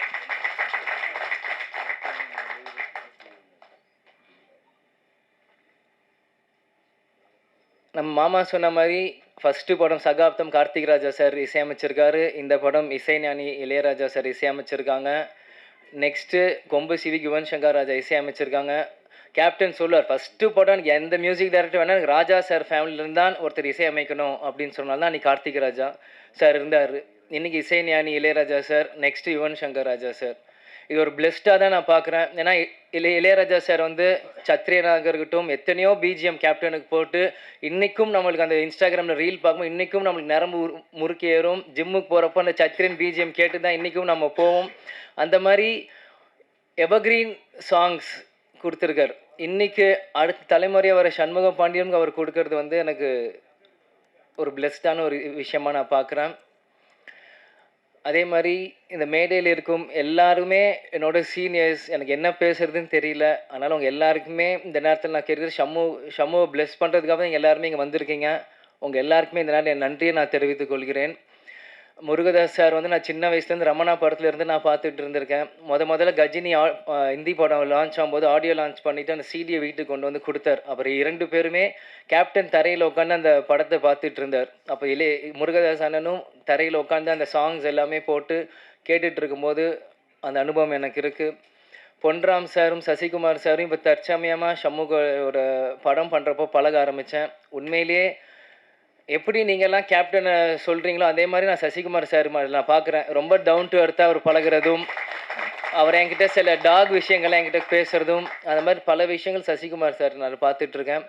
அதே மாதிரி நான் எந்த ஷம்மு பொன்ராம் சார் படம் கொம்பு சீவிக்கு போகும்போது கூட செட்டில் பொன்ராம் சார் வந்து அவ்வளோ ஆக்டிவாக அந்த ஷார்ட்ஸ் ரெடி பண்ணிட்டு இருந்தார் ஒரு போலீஸ் செட்டப்பில். அங்கே போய் பார்க்குறப்போ எனக்கு ஒரு தனி மரியாதை கொடுத்து என்னையும் அரவணைச்சு அந்த இடத்துல உட்கார வச்சு என்னையும் இப்படி பாருங்கள் தம்பி இப்படி நடிக்கிறார், இந்த ஷாட் இப்படி இருக்கு, எனக்கு ஒவ்வொன்றுமே சொன்னார். அதனால் பொன்ராம் சாருக்கும் நீங்கள் வந்திருக்கு நன்றி நான் தெரிவித்துக் கொள்கிறேன். கேப்டன் எப்பயுமே சொல்வார், நீங்கள் ஆர்டிஸ்ட் மேலே ஸ்பெண்ட் பண்ணுறதோட ஃப்ரேமில் ஸ்பெண்ட் பண்ணுங்கள் ஒவ்வொரு படமும் அப்படின்னு சொல்லுவாங்க. அது மாதிரி படைத்தலைவன் பார்க்கும்போது ஒளிப்பதிவாளர் சதீஷ் சார் வந்து ஃப்ரேம் பை ஃப்ரேம் உண்மையிலேயே சூப்பராக செஞ்சுருக்காரு. நேரத்தில் அவருக்கும் நான் என்னோடய விஷஸ் நான் சொல்லிக்கிறேன்.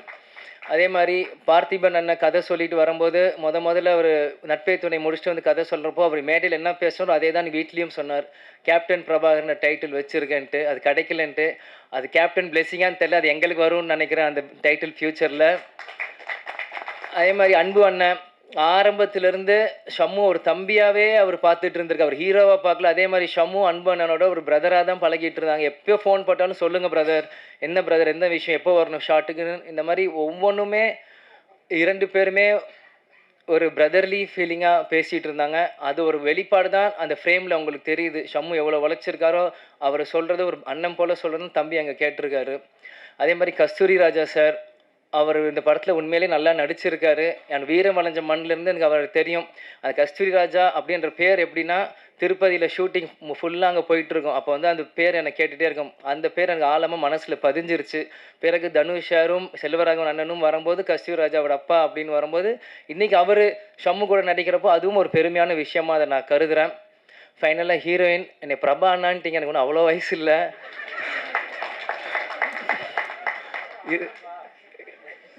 நீங்களும் இந்த படத்தில் நல்லா நடிச்சிருக்கீங்க. கேப்டன் நீங்கள் பார்க்க ஆஃபீஸ் வரும்போது உங்களை நான் சந்தித்தேன். உங்களுக்கு என்னோட பெஸ்ட் விஷஸ். நீங்கள் பிரபா ப்ரோ இல்லை இந்த மாதிரி எல்லோரும் கூப்பிடுங்க. இன்னும் அதனால் எல்லாருக்குமே இந்த நேரத்தில் என்னோட நன்றியை நான் தெரிவித்துக் கொள்கிறேன். கடைசியாக கேப்டன் ஃபேன்ஸுக்கு ஒரு வரப்பிரசாதமாக இருக்கும்.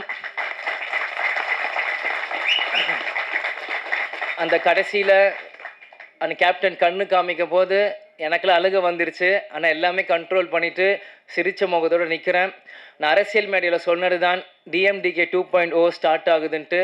அது ஒவ்வொரு இடத்துலையும் நீங்கள் பார்ப்பீங்க. வெறும் அரசியல் மேலே இந்த சினிமாலையும் DMDK 2.0 அப்படின்னு ஸ்டார்ட் ஆகுனா இன்றைக்கி ஷம்மு ஒரு பக்கம் வருவாப்பில், நம்ம கட்சி ஒரு பக்கம் வளரும், நம்ம நினச்ச கொள்கைகள் ஒரு பக்கம் வளரும். கேப்டன் விட்டுட்டு போன பணிகள் எல்லாமே நம்ம ஒன்று விடாமல் செய்வோம். அது சினிமாவாக இருந்தாலும் சரி, மக்கள் பணியாலும் சரி, அரசியல் இருந்தாலும் சரி. அதனால் எல்லாமே இன்றைக்கி நாங்கள் இங்கே நிற்கிறோம், இந்த மேடையில் இருக்கிறோம். எல்லாத்துக்குமே அது காரணம் எங்கள் அப்பா, எங்கள் கேப்டன் மட்டும்தான். அவர் இல்லாத இந்த நேரத்தில் மக்களாக நீங்களும், பத்திரிகை நண்பர்கள் நீங்களும், என்னோட தம்பி உங்களோட சண்முக பாண்டியனை நீங்கள் வளர்த்து விடணும். அரசியல் மேடையில் முதல்ல கேப்டன் வந்து என்னை போ அப்படின்னு சொன்னார். அப்போ வந்து என்னோட தொண்டர்களும் ரசிகரும் கூட இருக்காங்க, தைரியமாக போன்னு சொன்னார். அதே மாதிரி இன்றைக்கி சினிமா உலகத்தில் சண்முக பாண்டியன் வரப்போ மக்களும் பத்திரிகை நண்பர்களும் டெக்னீஷியன்ஸ் கூட இருக்க நம்பிக்கையில் இன்றைக்கி சண்முக பாண்டியன் உங்களுக்கு முன்னாடி நாங்கள் அமைச்சிருக்கோம். நாங்கள் எந்த ஃபிலிம் எந்த ஷூட்டிங் நாங்களாம் வரமாட்டோம், உங்களை நம்பி அமைச்சிட்டோம். இனி அவர் உங்கள் ஹீரோ. கேப்டன் எங்கள் சொத்து இல்லை, பொது சொத்து. அந்த பொது சொத்தோட வாரிசு சண்முக பாண்டியனும் உங்கள் சொத்து. அதனால் சண்முக பாண்டியன் மிகப்பெரிய ஹீரோவாக்குறது எங்கள் ஆசையை தாண்டி கேப்டனோட ஆசை. கேப்டனோட ஆசை என்னமோ அது உங்களோட கிட்ட நான் கொடுக்குறேன். அதனால் நிச்சயம் சண்முக பாண்டியன் மிகப்பெரிய ஹீரோவாக வரணும். நீங்கள் கொடுப்பீங்கன்னு நம்புகிறேன். கேட்பது என் உரிமை, கொடுப்பது உங்கள் கடமை. திரும்பியும் சொல்கிறேன், சண்முக பாண்டியன் மிகப்பெரிய ஹீரோவாக வரணும். கேட்பது என் உரிமை, கொடுப்பது உங்கள் கடமை. அதே மாதிரி MC கவிதா காவ்யா அவங்களுக்கும் இந்த நேரத்தில் எனக்காக ஒரு இன்ட்ரொடக்ஷன் கொடுத்து எனக்கு ஒரு வரவேற்பு கொடுத்தாங்க. பல இடத்துல அவங்க ஸ்டார்ட் பண்ணும்போது நிறைய பேர் வந்து அவங்கள ஸ்டாப் பண்ணிடுவாங்க. பட் எனக்காக அவங்க நேரத்தை செலவு செஞ்சு எனக்காக ஒரு இன்ட்ரொடக்ஷன் கொடுத்தது அவங்களுக்கும் இந்த நேரத்தில் நான் நன்றியை தெரிவித்துக் கொண்டு விடைபெறுகிறேன். நன்றி, வணக்கம். அடுத்ததாக நாம் பேச அழைக்கிறோம். பாசத்திலும் நேசத்திலும் புழுதி பறக்க குருதி சொட்ட கத்தியோ பேசினாலும் கம்பு சுத்தினாலும் ஊர் பாசம் எப்போதும் போகாது. கேப்டனை பார்த்து சினிமாவுக்கு வந்தவர்களும் கேப்டனை பார்த்து சினிமா ஆசை வார்த்தவர்களும் மதுரையில் பலர் உண்டு. சொக்கத்தங்கமாய் ஒரு கருப்பு தங்கம் கேப்டன் அவர்களின் நினைவுகளை நம்மோடு பகிர்ந்து கொள்ள அழைக்கிறோம். தமிழ் சினிமாவின் தொடர் வெற்றியாளர் சசிகுமார் அவர்களை பேச அழைக்கிறோம்.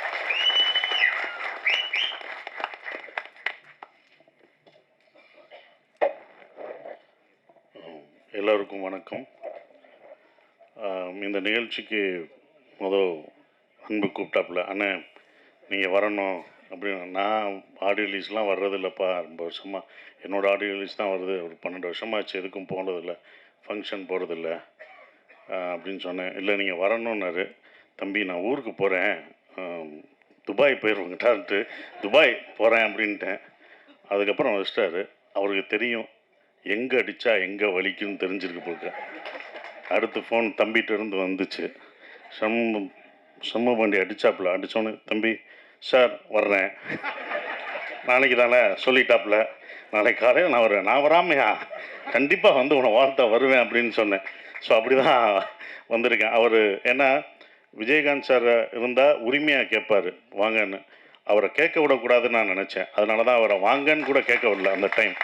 ஏன்னா அதுதான் நாங்கள் வந்து விஜயகாந்த் சாருக்கு செய்கிற ஒரு இது. ஏன்னா அவர் எங்கள் மண்ணின் மைந்தர், எல்லாருக்கும் இப்போ மண்ணின் மைந்தர். எங்கள் ஊர் மதுரை, ரைஸ் மில்லு இதெல்லாம் எனக்கு நினைவுறுது. அவரை வச்சு படம் எடுக்கணும்னா நாங்கள் நினச்சோம். கதையெல்லாம் சொல்ல போனப்போ அப்போ அது நடைபெறலை. ஆனால் அவர் பையனை வச்சு எடுக்கணும்னு எனக்கு ஒன்று வந்தது. அது ரொம்ப சந்தோஷமாக இருந்தது. குற்றப்பரம்பரை அதை வந்து ஹாட் ஸ்டாருக்கு நான் எடுக்கணும்னு போகும்போது அந்த கேரக்டர் ஒரு கேரக்டர் இருந்துச்சு. வையத்துறைன்ற ஒரு கேரக்டருக்கு வந்து கருப்பான ஒருத்தர் வேணுமே. இங்கே என்னடா கருப்பான ஊரில் என்னடா நம்ம தான் கருப்படிச்சுட்டு எல்லா படத்துலேயும் நடிச்சிட்ருக்கோம், ஒரு ஆள் வேணுமே அப்படின்னு யோசிச்சுட்டே இருக்கும்போது தான் நான் வந்து அதுக்கு முன்னாடி மதுரை வீரன் பார்த்துருந்தேன். அப்போ கொஞ்சம் குண்டா இதாக இருந்தார். நான் ஒரு இன்ஸ்டாவில் பார்க்கும்போது ஒல்லியாக ஹைட்டாக யார் இது அப்படின்னு சொல்லி திருப்பி பார்த்தேன். அவர் டாகை வச்சுட்டு அப்படி நிற்பார். அது கண்ணாடி போட்டு நிற்கும்போது அவ்வளோ அவருடைய என்ன உழைப்புனா உடலை அவ்வளோ அழகாக நல்லா உழைச்சி ஹைட்டாகவும் அதை வந்து அதுக்காக பண்ணார்ல. நான் கேட்டவனே தம்பி எப்படி தம்பி பண்ணீங்கன்னு. சார் நான் போய் இத்தனை மாதம் நான் ஹார்ட் ஒர்க் பண்ணி என் உடம்பை குறைச்சேன் அப்படின்னாரு. பார்த்தீங்களா, அது எனக்கு ரொம்ப பிடிச்சிருந்த அவரோட ஹார்ட் ஒர்க்.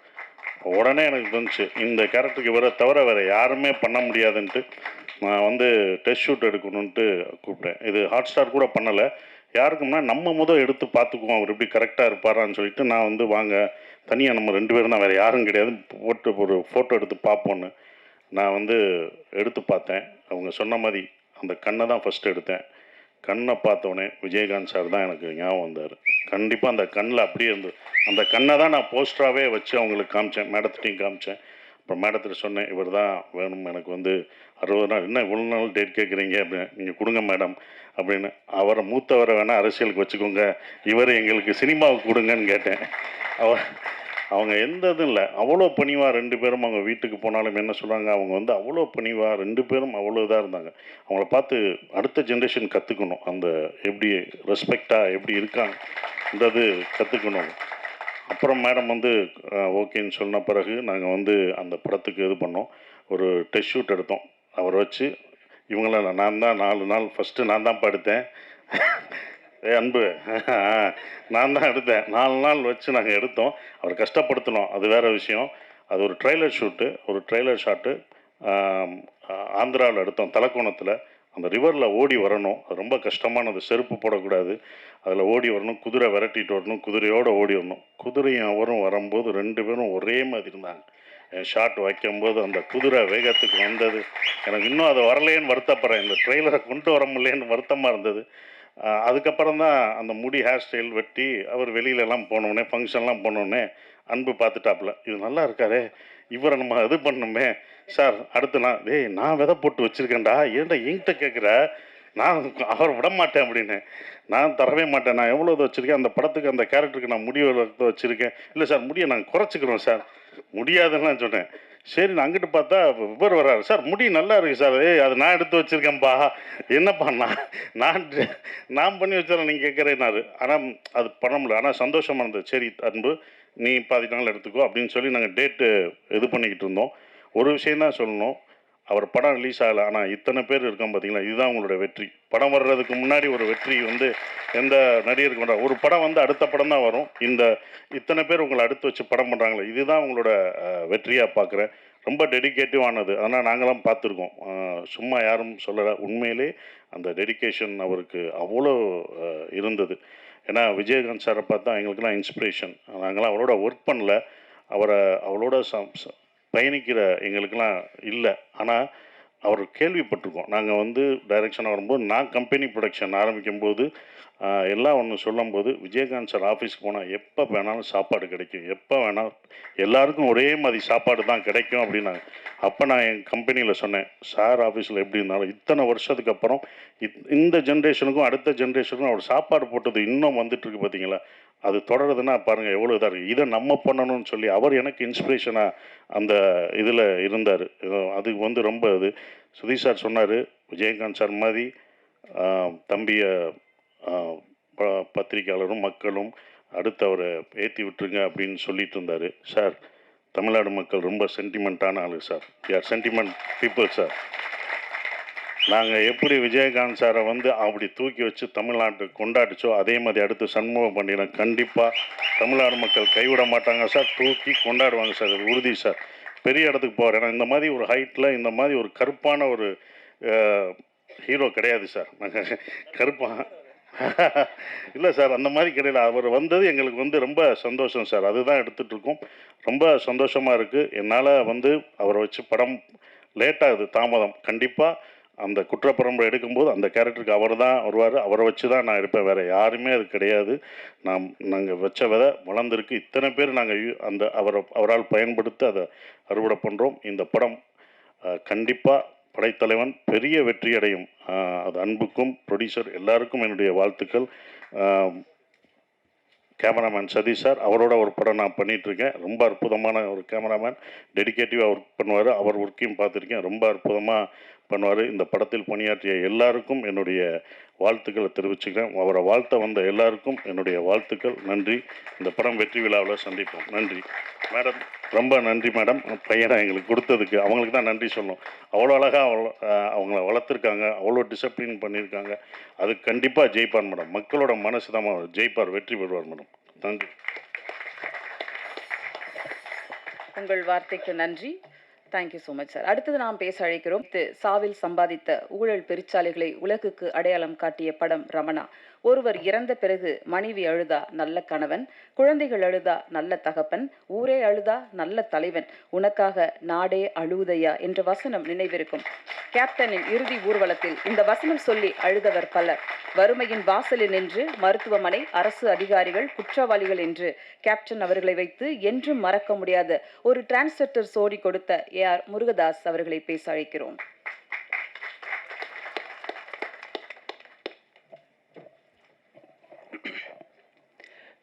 மேடையில் இருக்கும் அந்நியார் அவர்களுக்கு வணக்கம். சுதீஷ் சார் வணக்கம். இந்த படத்தின் கதாநாயகன், எதிர்காலத்தின் நம்பிக்கை நட்சத்திரம் சண்முக பாண்டியன் அவர்களுக்கும் வணக்கம். சசி சார் வணக்கம் சார். கஸ்தூரிராஜ் சார் வணக்கம். அப்புறம் கழகத்தை தன் தோளில் சுமந்து கொண்டு வந்திருக்கும் பிரபாகரன் அவர்களுக்கும் வணக்கம். கேப்டனின் அன்பு தம்பிகள், சகோதரிகள், தமிழகம் என்றும் இருக்கும் அனைவருக்கும் எனது வணக்கத்தை தெரிவித்துக் கொள்கிறேன். கேப்டன் வந்து ரமணாவில் மட்டும் எனக்கு அறிமுகம் நினச்சிட்டு இருப்பீங்க, கிடையாது. ரமணாவுக்கு முன்னாடி எனக்கு அவர் பரிச்சயம். ரசிகனா தேட்டரில் இருந்தது வேறு. அது உங்களை மாதிரி நானும் அவரை ரசிச்சிருக்கேன். கேப்டன் பிரபாகரன்லாம் 50-60 தடவை பார்த்துருப்பேன். டெய்லி நைட் ஷோ முடிஞ்சதுன்னா போய் உக்காந்துருவேன் அந்த தேட்டரில். திருப்பி பார்த்துட்ருப்பேன். நான் மட்டும் கிடையாது, மொத்த ஆடிட்டோரியமே ரிப்பீட். எல்லா டயலாகும் வர்றதுக்கு முன்னாடியே கிளாப் பண்ணிக்கிட்டே இருப்பாங்க. அந்த மாதிரி பார்த்துட்டு இருந்தேன். இன்னும் சொல்லப்போனால் ஒரு இன்றைக்கி நான் என்ன சொல்லுவாங்க, நீங்கள் வந்து உங்கள் படத்தில் வில்லன்லாம் ஹேண்ட்ஸமாக இருக்காங்க, வில்லன்லாம் ஹீரோவோட அழகாக இருக்காங்களே எப்படின்னு சொல்லி. ஆனால் வில்லனை வந்து ஒரு ஹேண்ட்ஸமாக ஒத்துக்கிறதுக்கு வந்து ஒரு ஹீரோவுக்கு வந்து ஒரு பெரிய நம்பிக்கை வேணும். நீங்கள் அதை யோசித்து பார்த்தீங்கன்னா அதெல்லாம் அந்த ட்ரெண்டில் ஆரம்பித்தவர் கேப்டன் அவர்கள் தான். கேப்டன் அவரோட வில்லன்கள்லாம் பார்த்தீங்கன்னா பயங்கர அழகாக இருப்பாங்க. அதுக்கு முன்னாடிலாம் அப்படி இருக்கவே மாட்டாங்க. அந்த ட்ரெண்ட் ஆரம்பித்தது கேப்டன் அவர்கள் தான். சத்யராஜ், சரத் சார் ஆகட்டும், இன்னும் நிறைய பேர் சொல்லிக்கிட்டே இருக்கலாம். அவரோட கம்பெனியில் அவர் அறிமுகம் செய்தவர். அவர் எவ்வளோ பெரிய இது. அதுக்கப்புறம் நான் கலைமணி சார்கிட்ட வந்து ஒர்க் பண்ணும்போது செட்டுக்கு போயிருக்கேன். கருப்பு நிலா செட்டு தான். அப்போ அவர் டைலாக் வந்து கலைமணி சார், நான் அசிஸ்டண்ட்டாக இருக்கும்போது செட்டில் போவேன். ஸோ இப்போ மூலையில் இருக்கும்போது லைஃப்பில் ஃபஸ்ட் டைம் வந்து கேப்டன் நான் பார்க்குறேன். ஸோ அப்படியே பார்த்துட்டு இருக்கும்போது சும்மா சாதாரணமாக அப்படியே இருந்துகிட்ருப்பார். ஸோ நின்றுட்டு இருக்கும்போது என் முன்னாடி ஒரு பிளேட் வந்துச்சு, சின்ன டம்ளரில் இருந்தது. என்னன்னு பார்த்தா ஸோ மோர் அப்படின்னு நினச்சி குடிச்சு பார்த்தா ஹார்லிக்ஸ். என்னோட அது நம்ம ஒரு அசிஸ்டண்ட்டுக்கு ஹார்லிக்ஸ் நம்ம கொடுப்பாங்க ஒரு கம்பெனிலன்னு அப்படியே குடிச்சிட்டு, ஒருவேளை வேறு யாருக்கும் வாங்கினது மிச்சமா, சரி ஓகேன்ட்டு இப்படி போய் தனியாக குடிச்சு அந்த பக்கம் பார்க்குறேன். ஒரு பெரிய ஸ்டவ்வில்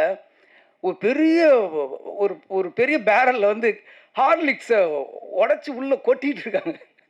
நான்லாம் ஊரில் ஹார்லிக்ஸ்னால் உடம்பு சரியில்லைன்னா வாங்கி கொடுப்பாங்க. அப்போ தான் அதையும் அப்படியே இந்த பக்கம் திரும்புறதுக்குள்ளே வீட்டில் இருக்கிறவங்க எல்லாரும் அப்படியே வாயில் போட்டு காலி பண்ணாங்க. வந்து ஹார்லிக்ஸ் வந்து ஒரு சினிமா கம்பெனியில், அதுக்கு முன்னாடி நான் கலைமணி சார்கிட்ட ஒரு 10 செட்டுக்கு போயிருக்கேன்.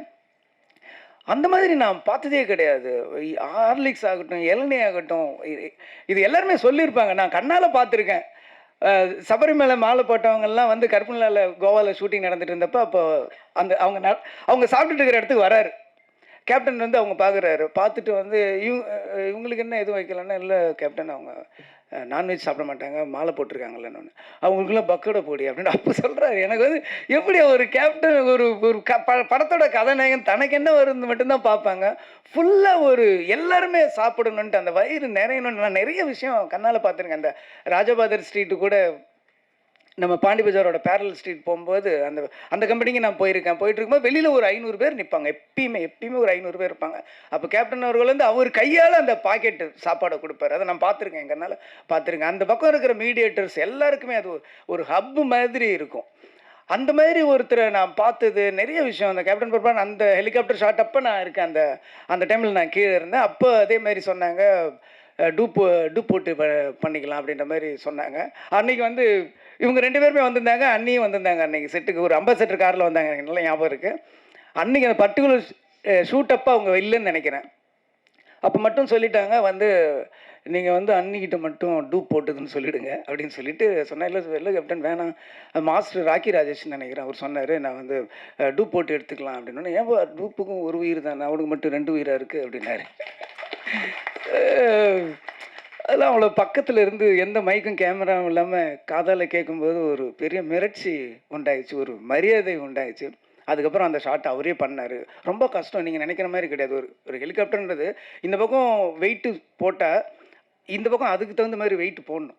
இல்லைன்னா அன்பேலன்ஸ் ஆகி ஹெலிகாப்டர் வந்து அது மேலே இதாக ஆரம்பிச்சிடும். இப்போ இருக்கிறதுல ரொம்ப ஸ்ட்ராங்கு.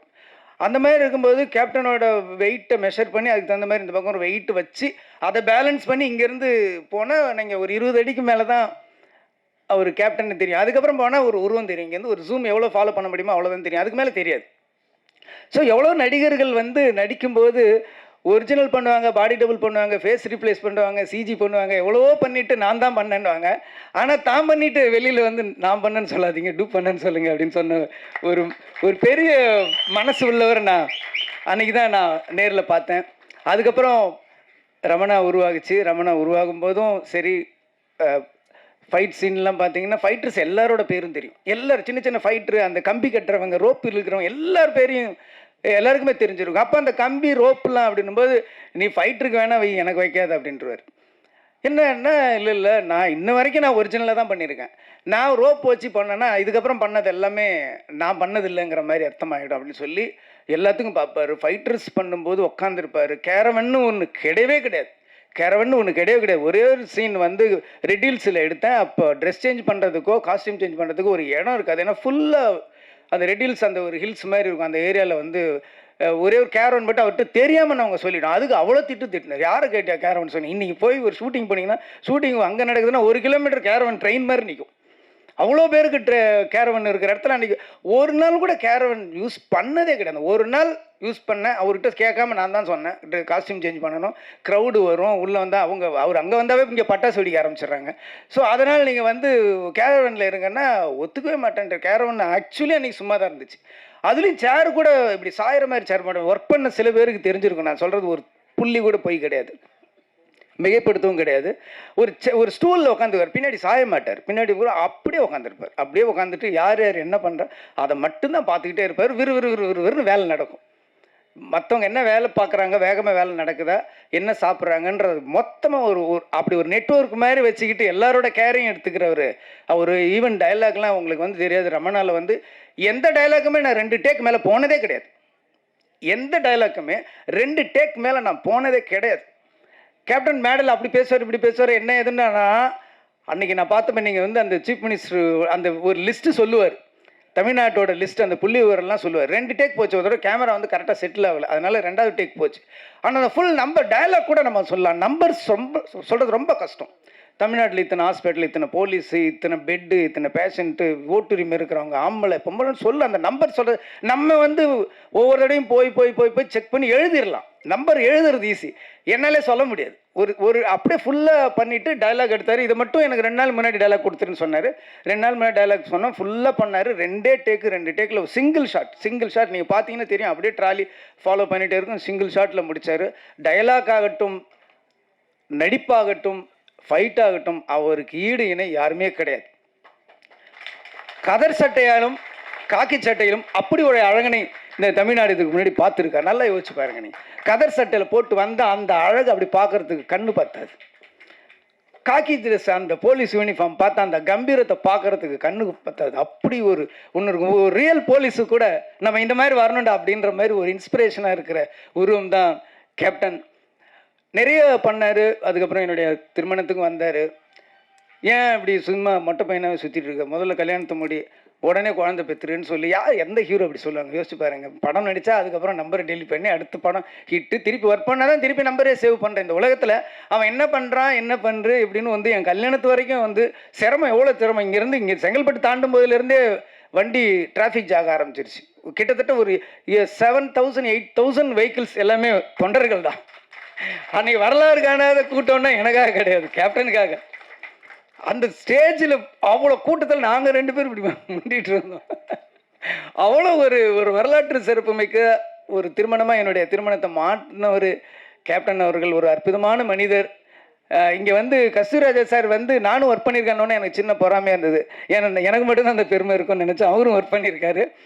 ஸோ அந்த ஒரு மனிதரை வந்து நம்ம அவ்வளோ பக்கத்தில் இருந்து என் வாழ்க்கையில் வந்து நான் 1 வருஷத்தை அவரோட கழிச்சிருக்கேன் போது அந்த ஒவ்வொரு நினைவுகளும் என் வாழ்க்கையில் எப்பயுமே எதிரொலிச்சிக்கிட்டு இருக்கும். அவர் குரல் எப்பயுமே என் காதில் கேட்டுக்கிட்டே இருக்குங்கிறது போது எனக்கு ரொம்ப அதை விட ஒரு பெருமை என்ன இருக்க முடியும்?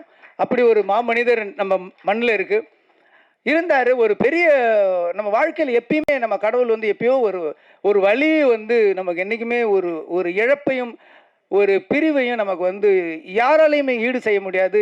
எந்த மருந்தாலும் அதற்கு அதை ஆற வைக்கவும் முடியாதுன்றது வந்து கேப்டனுடைய இழப்பு. இருந்தாலும் கேப்டன் ஒரு அற்புதமான 2 சிங்கக்குட்டிகளை கொடுத்துருக்காரு. கேப்டன் வந்து எல்லாருக்கும் எல்லாமே கொடுத்துருக்காரு. ஆனால் யாருக்குமே கொடுக்காத ஒன்று இந்த படத்தோட ஹீரோ கொடுத்துருக்காரு. அவரோட 2 கண்கள். அந்த கண்ணு போதும் கேப்டன் பார்க்குற மாதிரி அப்படியே இருக்குது. எவ்வளோ பேருக்கு இண்டஸ்ட்ரியில் இருக்கிறவருக்கு வாழ்க்கை கொடுத்துருக்காரு. ஆர் சுந்தரராஜன் மாதிரி சார் மாதிரி ஒரு வில்லேஜ் படத்தில் நடிப்பார். அந்த பக்கம் பார்த்தா ஆர்மியோட ஃபைட் பண்ணிகிட்டு இருப்பார். ஃபில்ம் இன்ஸ்டிடியூட்டோட இன்னும் அடையாறு ஃபில்ம் இன்ஸ்டியூட் அந்த டைமில் வந்து அவ்வளோ, இன்றைக்கி இருக்குது விஸ்காம் அவ்வளோ இருக்குது. அன்றைக்கி டைமில் அடையார் ஃபில்ம் இன்ஸ்டியூட் வந்து உள்ளே வந்தது Aabavanan sir, Selvamani sir, Udhayakumar sir, அவ்வளோ பேர் இன்ஸ்டியூட்டில் அந்த டிஎஃப்டிலேருந்து வெளில வந்ததுக்கு எல்லாமே ஒரே காரணம் வந்து கேப்டன் அவர்கள் தான். இன்றைக்கி வந்து நடிகர் சங்கம் ஆகட்டும் எவ்வளோ பேர் உருவாக்கியிருக்காரு. அவர் வீட்டிலேருந்து ஒரு பையன் வந்து நம்ம இண்டஸ்ட்ரிக்கு வந்திருக்காருன்னும் போது நம்ம வந்து 2 கையை விரித்து அவருடைய வாரி அணைச்சிக்கணும் அவரை. அது வந்து அவர் சொன்ன மாதிரி இது கேட்கறதுக்கு எனக்கு உரிமை இருக்குன்னு சொல்றாரு. என்ன செய்யறதுக்கு எங்களுக்கு கடமை இருக்குங்கிறது தான் உண்மை. அதனால் பத்திரிகை நண்பர்கள் ஒரு 2-3 படத்துக்கு அவர் படங்களில் நல்லதை மட்டும் எழுதுங்க. நம்ம அதுக்கப்புறம் நம்ம ஒரு கரெக்டாக பார்த்துக்கலாம். ஆனால் அந்த ஃபஸ்ட்டு என்கரேஜ் பண்ண வேண்டியது உங்கள் கையில் தான் இருக்குது. இண்டஸ்ட்ரியில் இவ்வளோ பேர் என்ன மாதிரி எவ்வளோ பேர் வாழ்ந்துட்டுருக்காங்க, எவ்வளோ பேர் எத்தனையோ வயிறுகள் இன்னமும் சாப்பிட்டுட்டு இருக்கிறதுக்கு அவர் காரணமாக இருந்திருக்காரு. அதனால் அவருக்கா இந்த படம் மிகப்பெரிய வெற்றியை நம்ம கொடுக்கணும். அது அடையும். ரொம்ப பிரமாதமாக இருக்கார். எனக்கு ஒரே ஒரு சந்தேகம் தான், எப்படி இவருக்கு கட் அவுட் வைப்பாங்கன்னு நான் ஆச்சரியப்படுறேன். ஏன்னா இவரே கட் அவுட் மாதிரி இருக்கார். இவ்வளோ ஒரு கம்பீரமான ஒரு கதாநாயகன் தமிழ் சினிமா கிடச்சிருக்காரு. ரொம்ப சந்தோஷமாக இருக்குது. வளர்ந்து வாங்க. ரமணா 2 எடுப்போம். திருப்பியும் வந்து நம்ம கேப்டனை வந்து நம்ம காட்டுவோம். இந்த படம் ரொம்ப அற்புதமாக இருக்குது. யானை வச்சு பண்ணியிருக்காரு. யானையும் ஒரு சிங்கம் நடித்த மாதிரி தான் இருந்துச்சு எனக்கு பார்க்கும்போது. கள்ளழகர்லேயும் கேப்டன் அவர்கள் வந்து யானையோட நடித்தார். அப்போ ஒரு இன்டர்வியூக்குள்ள நான் படித்த ஞாபகம் இருக்குது. நான் வந்து யானை வந்து அப்படியே ஒரு குழந்தை மாதிரி பிஹேவ் பண்ணுது, நானே ஒரு யானை வாங்கலான்னு இருக்கேன் அப்படின்னு ஏதோ ஒரு இன்டர்வியூவில் அவர் சொன்னது மாதிரி நான் படித்த ஞாபகம் இருக்குது. அவ்வளோ ஒரு அற்புதமானவர். இன்னும் சொல்லப்போனால் ரொம்ப கடினமான உழைப்பாளி. சேலத்திலேருந்து ஒரு இதுலேயும் நான் பத்திரிகையில் படித்தேன். சேலத்திலேருந்து ஊட்டிக்கு பைக்லேயே ஷூட்டிங்க்கு போனார் அப்படின்லாம் நான் படிச்சிருக்கேன். அவ்வளோ கடுமையான உழைப்பாளி. உழவன் மகன் படத்தில் வந்து ஏவிஎம் ஸ்டுடியோவில் 2 ஃப்ளோரில் வந்து ஒரு ஃப்ளோரில் வந்து ஃபைட் எடுத்துகிட்டு இருக்காங்க. ரிலீஸ் ஃபிக்ஸ் பண்ணியாச்சு. ஒரு ஃப்ளோரில் வந்து ஃபைட் எடுத்துகிட்டு இருக்காங்க, இன்னொரு ஃப்ளோரில் வந்து சாங் எடுத்துகிட்டு இருக்காங்க. ஸோ இங்கே ஒரு யூனிட், இங்கே ஒரு யூனிட் இருக்குது. இங்கே ஃபைட் பண்ணுறாரு, அங்கே போய் சாங் நடிச்சிட்டு வர்றாரு. 2 பேர் மாற்றி ஒரு 4-5 டேஸ் கூட நடித்தவங்க ராதா இவங்க எல்லாமே மயங்கி விழுந்துட்டாங்களாம். அப்போவும் ஹார்ட் ஒர்க் பண்ண ஒரு அற்புதமான ஸோ கேப்டன் வந்து எல்லாத்துலேயுமே ஒரு 100 மார்க் வாங்கினவர். உழைப்புலையும் சரி. நீங்கள் வந்து கேப்டனை வந்து வீட்டில் பார்த்துருப்பீங்க, நாங்கள் பக்கத்தில் செட்லேயே பார்த்துருக்கோம். அவர் அளவுக்கு நீங்களும் கடினமாக உழைக்கணும். அதே அளவுக்கு புகழ் கொடுக்கறதுக்கு தமிழ் மக்களும் ரெடியாக இருக்காங்க. எல்லாரும் அவருக்கு வாழ்த்துக்களை சொல்லணும். நீங்களும் இந்த படம் மிகப்பெரிய வெற்றி அடையணும். இந்த படத்தோட இயக்குனர், ஒளிப்பதிவாளர் எல்லாருமே நல்லா பண்ணியிருக்கீங்க. எல்லாருக்கும் என்னுடைய வாழ்த்துக்கள். படம் மிகப்பெரிய வெற்றி அடையணும்னு சொல்லி நான் இறைவனையும் கேப்டன் அவர்களையும் வேண்டிக் கொள்கிறேன். நன்றி. கேப்டன் சினி கிரியேஷன்ஸ் தயாரிப்பாளர் எல்கே சுதீஷ் சார்பாக இந்த இடத்துல ஒரு செய்தியை அவருக்காக சொல்ல விரும்புகிறேன். கேப்டன் சினி கிரியேஷன் ஆரம்பித்து 25வது ஆண்டுகள் நடந்த இந்த வெள்ளி விழா ஆண்டில் முருகதாஸ் சார் சொன்ன வார்த்தையை அப்படியே ஏற்று ரமணா 2 செய்யலான்னு தயாரிப்பாளர் தயாராகிறாரு, இயக்குனர் தயாராகிறாரு. இந்த இடத்துல இதை அறிவிக்கலாம் என்று உங்களுடைய சம்பவத்தோடு தெரிவிச்சுக்கிறோம் சார். தேங்க்யூ. இந்த பழையாது வந்த மாமழை போல, தேடாது கிடைத்து வந்த வரம் போல, சொக்க தங்கம் பெற்ற தங்கம், வழிகள் மாறி வாழ்வு மாற, பிழைகளின்றி பேர் பெற்றிட, தந்தை எனும் தெய்வம் வழியே தினம் பயணிக்கும் 6 அடி அதிரடி சிங்கம்.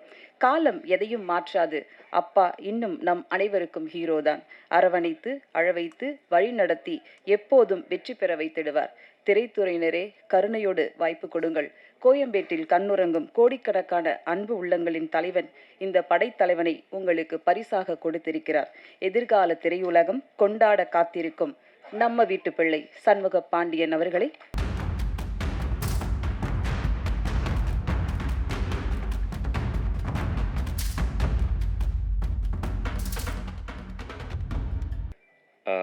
வந்திருக்க ப்ரெஸ் சேனல், யூடியூப் நண்பர்கள் எல்லாருக்கும் வணக்கம். கட்சிக்காரங்க எல்லாருக்கும் வணக்கம். இந்த படம் வந்து எனக்கு ரொம்ப ஸ்பெஷலான படம். எனக்கு வந்து ரொம்ப க்ளோஸான படம். ஏன்னா அப்பா இருக்கும் போது அப்பா கதை கேட்டு ஓகே பண்ண படம் இது. அதே மாதிரி அப்பாவோட பிறந்த நாள் அன்றைக்கி இந்த படத்தோட ஃபஸ்ட்டு கிளிம்ஸ் ரிலீஸ் பண்ணுறோம். அப்பா இருக்கும் போதே நீங்கள் ட்ரெய்லரில் பார்த்த அந்த 2 ஃபைட் சீக்வன்ஸையும் அப்பா ஃபுல்லாக பார்த்துருக்காரு. அப்பா நல்லா வந்திருக்குன்னு அவர் வாயால் சொன்னார். அதனால் எனக்கு இது ரொம்ப க்ளோஸ் டு மை ஹார்ட். அதே மாதிரி அன்பு பிரதர் வந்து எனக்கு டே 1 என்ன கதை சொல்லி இது இப்படி தான் பிரதர் வரும், இது இந்த மாதிரி தான் அவுட்புட் என்ன வரும்னு சொன்னாரோ அதை அப்படியே எக்ஸாக்டாக கொடுத்துருக்காரு. So thank you brother. Cameraman sir ரொம்ப அருமையான ஒர்க் பண்ணியிருக்காரு. எனக்கு இந்த செட்டில் வந்து ஒரு ஒரு ஒரு பயமோ இல்லை நான் பண்ணுறது சரியோ தப்போ இல்லை யாரோ ஏதோ தப்பாக பேசிடுவாங்களோன்னு எனக்கு எந்த ஒரு கில்ட் ஃபீலோ ஒரு தப்பான ஃபீலோ கேமராமேன் சைடாக இருக்கட்டும் இல்லை டைரக்ஷன் சைடாக இருக்கட்டும் எங்கேயுமே எனக்கு கொடுக்கல. ரொம்ப கம்ஃபர்டபுளாக என்னை வச்சு அவ்வளோ அருமையாக என்கிட்டருந்து வேலை வாங்கியிருக்காங்க.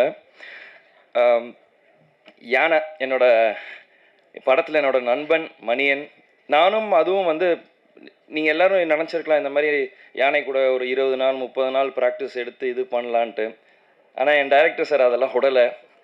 ஃபஸ்ட் டே பூஜை நடந்து முடிஞ்ச 2வது நாள் பிரதர் இன்றைக்கி உங்களுக்கு ஃபைட் சீன்னாரு. நானும் சரி ஓகே ஃபைட்டு தானேன்ட்டு போய் பார்த்தா 5 யானையை நிற்க வச்சுருக்காரு. நான் கூட ஏதோ விளையாட்டுக்கு சொன்னார், இல்லை பிரதர் நீங்கள் யானை கீழே வரணும் வந்து ஒருத்தர் அடிக்கணும்னு. சரி பிரதர் சும்மா விளையாட்டுக்கு தானே ஏதோ சரின்னு விட்டேன். பார்த்தா நிஜமாலே ஃப்ரேம் அதுக்கு தான் வச்சுட்டு இருந்தாங்க. ஸோ அங்கே நான் யானைக்கிட்ட நான் பழக ஆரம்பித்தேன். அதுதான் எனக்கு டே 1. அப்போ தான் நானும் ஃபஸ்ட் டைம் யானையை பார்க்குறேன். அங்கே தான் பழக ஆரம்பித்தேன். அப்போ எனக்கு அப்பா சொன்னது ஒன்று ரொம்ப நல்ல ஞாபகம் வந்துச்சு. அப்பா கள்ளழகரில் யானை கூட இருக்கும்போது அவர் தான் டெய்லி சாப்பாடு ஊட்டி விடுவார். அப்பா அது கூட ஃபுட்பால் விளையாடுவாருன்னு சொன்னார்.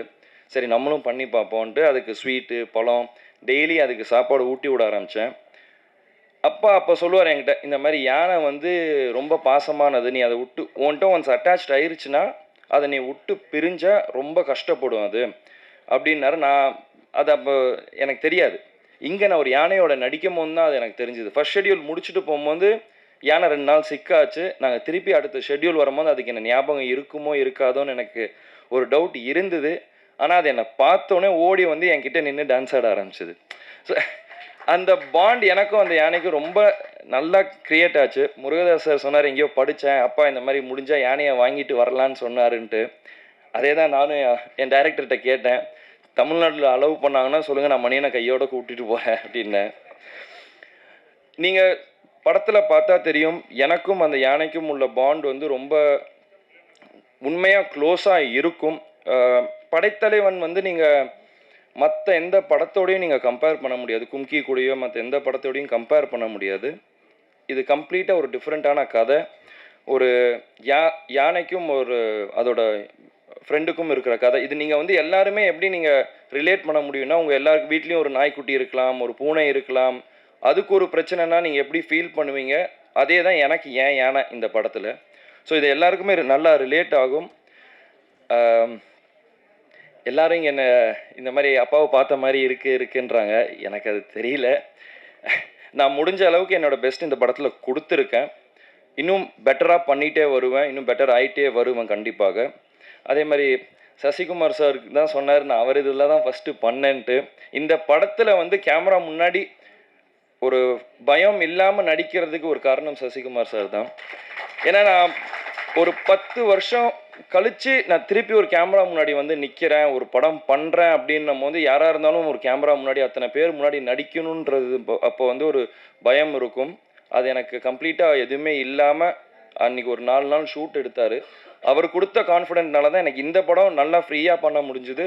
அதனால தான் எனக்கு பொன்ராம் சாரோட படமும் ஒரு இது இல்லாமல் பண்ண முடிஞ்சுது. அதே மாதிரி பொன்ராம் சாரோட படத்துலையும் நான் இப்போ ஒர்க் பண்ணிகிட்டு இருக்கிறது வந்து அவரையும் என்னை ரொம்ப நல்லா கம்ஃபர்டபுளாக வச்சுக்கிட்டாரு. இப்போ நான் எப்படி இவரை பிரதர்ன்றோன்னா நான் அவரை சாருன்னுவேன். ஆனால் அங்கேயும் நாங்கள் வந்து இப்போ அவர் வருத்தப்படாத வாலிபர் சங்கம் எப்படி எடுத்தாரோ அதை சொல்லிட்டு இருந்தார். இந்த மாதிரி நாங்கள் எல்லாம் ஒன்றா உட்காந்து தான் பேசி காமெடி கிரியேட் பண்ணுவோம், நாங்கள் அப்படி தான் நாங்கள் இது பண்ணுவோம், நீங்களும் பழகிடுவீங்க அப்படின்னாரு. நிஜமாலே அதே மாதிரி தான் போச்சு. இன்னும் அந்த மாதிரி தான் போயிட்டுருக்கு. ஸோ நாங்கள் ஒரு காமெடி சீக்வன்ஸ் எடுத்தாலும் சரி, ஃபைட் எடுத்தாலும் சரி, மொத்த ஆர்டிஸ்ட் பொன்ராம் சார் எல்லாம் ஒன்றா உட்காந்து ஒரு சீனை பேசிட்டு தான் பண்ணுவோம். So thank you sir. Murugadoss sir, நீங்கள் சொன்னீங்க கேப்டன் பிரபாகரன் நீங்கள் நிறையா ரிப்பீட் ஆடியன்ஸாக நீங்கள் போய் பார்த்தீங்கன்ட்டு. நான் அப்படி பார்த்த படம் வந்து ரமணா சார். ஸோ அது எனக்கு ரொம்ப பிடிச்ச படம். நீங்கள் ரமணா 2 என்னை வச்சு எடுக்கணுன்றீங்க. Thank you so much. It means a lot to me sir. ஏன்னா என்னோட ஒன் ஆஃப் த ஃபேவரட். நான் ரமணா நான் அம்மா கிட்ட கூட சொல்லியிருக்கேன். இந்த மாதிரி நிறையா இன்டர்வியூஸ்லையும் கேட்டிருக்காங்க, உனக்கு ரீமேக் பண்ணணுன்னா எந்த 2 படம் இல்லை எந்த இது படம்னா எனக்கு ஃபஸ்ட்டு சத்ரியன்வேன், அதுக்கு அடுத்து எனக்கு ரமணா தான். So thank you so much sir. அதே மாதிரி கேமராமேன் சார், நீங்கள் என்னென்னமோ நீங்கள் சொல்லி நம்ம ஷூட்டிங்கில் நிறையா பண்ணியிருக்கோம். பட் அவுட்புட் நான் இப்போ பெரிய ஸ்க்ரீனில் பார்க்கும்போது எக்ஸ்ட்ராடினரி சார். ரொம்ப சூப்பராக பண்ணியிருக்கீங்க சார். அண்ட் இதில் நாங்கள் ஷூட்டிங் நாங்கள் நிறைய கஷ்டப்பட்டிருக்கோம். எப்படின்னா இந்த ரெயின் சீக்வன்ஸ் ஃபைட்டு பார்த்தீங்க இல்லையா, அது நாங்கள் ஃபஸ்ட்டு நீங்கள் ரெயின் இருக்காது, நாங்கள் ஷூட்டிங் ஆரம்பித்தோம், ஃபைட் சீக்வன்ஸ் செட் பண்ணிட்டாங்க, திடீர்னு மழை பெஞ்சது, ஷூட்டிங் கேன்சல் பண்ணிட்டு எல்லாம் கிளம்பிட்டோம். டெய்லி ஒரு கிட்டத்தட்ட ஒரு 5 நாள் இருக்குமா, 5-6 நாள் டெய்லி காலையில் 5 மணிக்கு நானும் டைரக்டரும் இப்படியே வெளியே ஸ்க்ரீனை திறந்துட்டு எட்டி பார்த்துக்கிட்டே இருப்போம், மழை பெய்யுமா பெய்யாதான்ட்டு. ஸோ ஷூட்டிங் ஸ்பாட்டுக்கு போனதுக்கப்புறம் தான் தெரியும். நான் கேட்டேன் டேரக்டர்கிட்ட, இதை பேசாமல் ரெயின் எஃபெக்டாக மாற்றிடலாமான்ட்டு. அவர் என்றைக்கு ரெயின் எஃபெக்டாக மாற்றினாரோ அன்னிலேருந்து மழை பெய்யறது நின்றுச்சு. ஸோ அந்த மாதிரி நிறைய சேலஞ்சஸ் நிறையா இது இந்த படத்தில் இருந்துச்சு. அதையும் மீறி இந்த படம் நல்லா முடித்து ஒரு ஃபைனல் ஸ்டேஜஸ்க்கு வந்தாச்சு. இப்போது நம்ம இங்கே ஆடியோ லான்ச்சுக்கு வந்துச்சு, 23ஆம் தேதி படம் வருது. இதுலேயும் நிறைய பிரச்சனை இருந்தது, நிறையா தடை இருந்தது. இந்த படம் எனக்கும் சரி அன்புக்கும் சரி ஒரு பெரிய லெசன். இந்த மாதிரி எவ்வளோ பிரச்சனை இருக்குது, வெறும் சினிமா எடுக்கிறது வந்து இது ஈஸி, அதை எப்படி வெளியே நம்ம மக்களுக்கு சேர்க்குறோன்றது அடுத்த ஒரு பெரிய ஒரு இது இருக்குது. அதில் என்னெல்லாம் பண்ணணும் பண்ணக்கூடாதுன்றத ஒரு பெரிய லெசன் 2 பேரும் கற்றுக்கிட்டோம். இப்போ ஆடியோ லான்ச்சுக்கு வந்தாச்சு. 23 நாங்கள் தியேட்டருக்கு வருவோம். நீங்கள் மக்கள், ப்ரெஸ், மீடியா, கட்சிக்காரங்க எல்லாரும் சேர்ந்து சப்போர்ட் பண்ணணும்.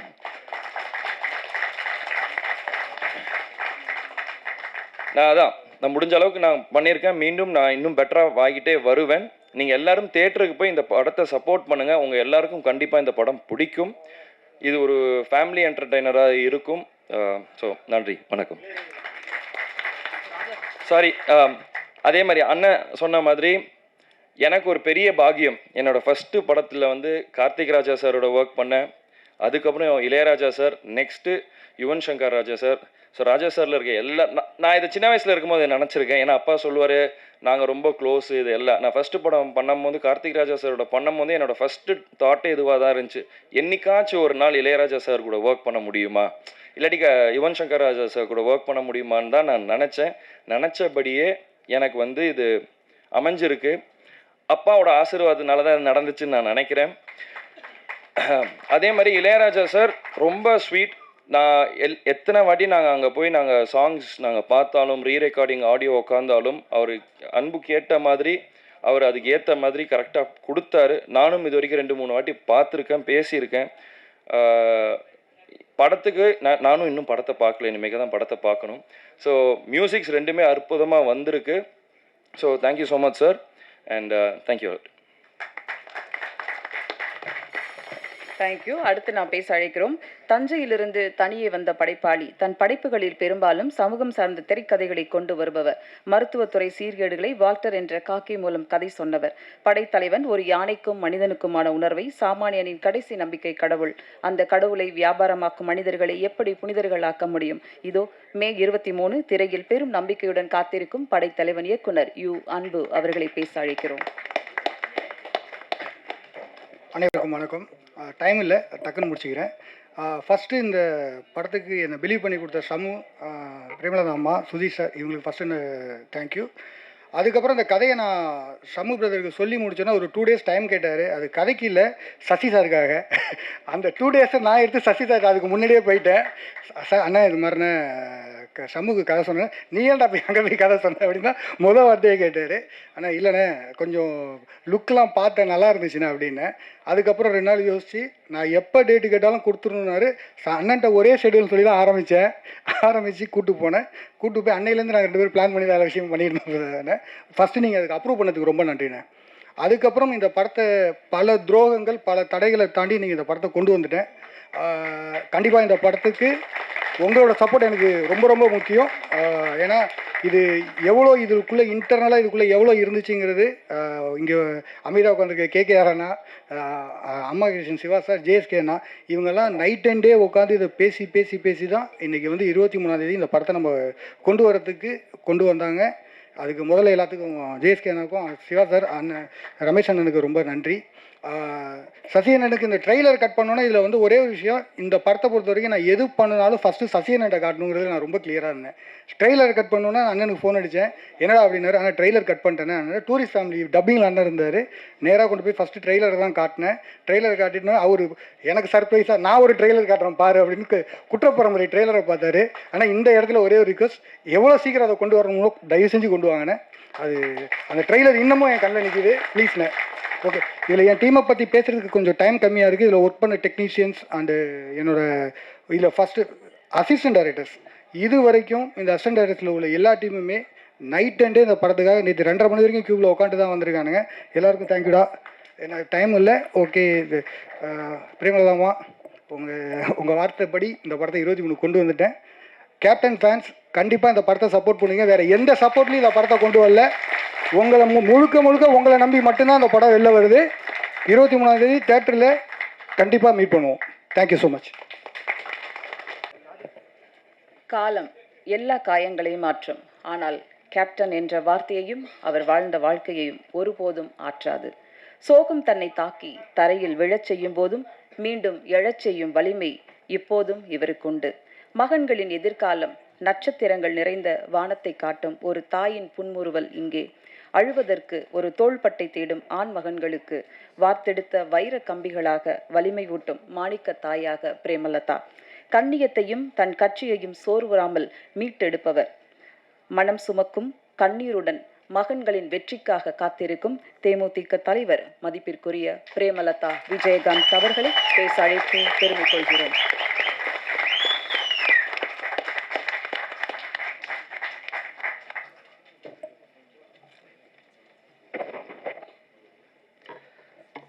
அனைவருக்கும் வணக்கம்.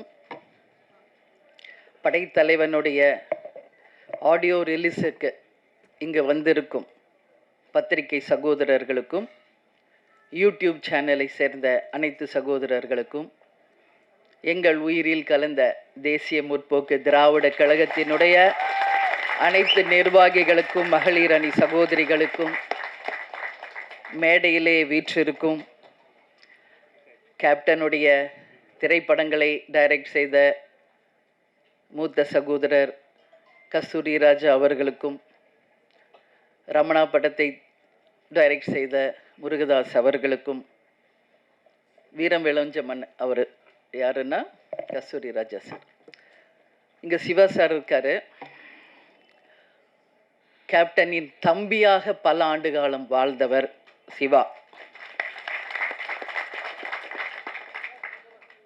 என்னுடைய அன்பு சகோதரர் சுதீஷ் அவர்களுக்கும், இந்த படைத்தலைவனில் யாரெல்லாம் உழைத்தீர்களோ அனைத்து ப்ரொடியூசர்ஸ்க்கும், எஸ்பெஷலி கேமராமேன் அவர்களுக்கும், இந்த படத்தினுடைய ஹீரோயின் அவர்களுக்கும், அவரது தாயார் அவர்களுக்கும், இந்த படத்தினுடைய டைரக்டர் அன்பு அவர்களுக்கும், இந்த மேடையிலே வீற்றிருக்கும் என்னுடைய 2 புதல்வர்களுக்கும் கேப்டன் சார்பாகவும் உங்கள் அனைவரின் சார்பாகவும் என்னுடைய பணிவான வணக்கங்களை தெரிவிச்சுக்கிறேன்.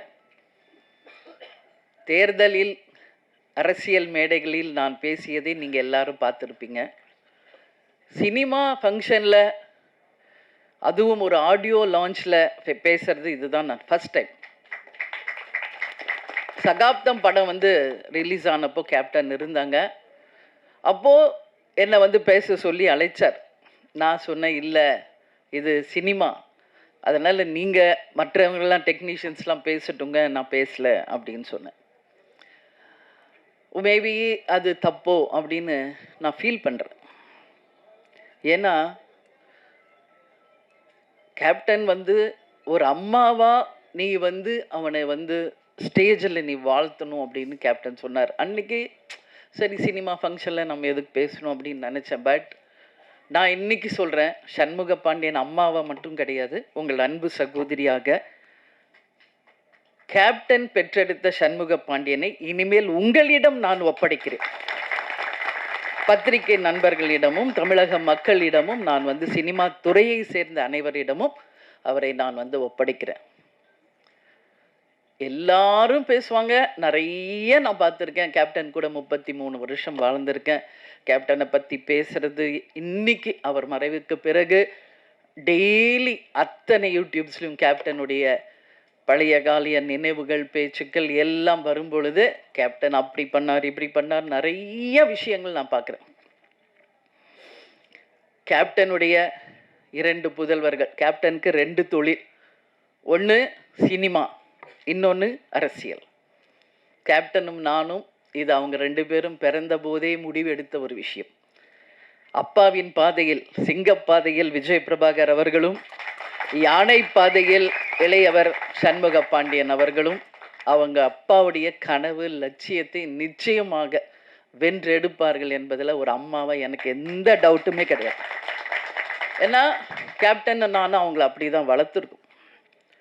கேப்டன் சொல்லுவார், சொல்லி சொல்லி வளர்ப்பார். பிரபாவை அண்ணான் தான் சொல்லணும், தம்பி. அது மட்டும் என்னைக்கு கடைசி வரைக்கும் அவர் ஒத்துக்கல. அதையும் இன்னைக்கு வரைக்கும் சண்முக பாண்டியன் அதை கரெக்டாக கீப் அப் பண்ணுறாரு.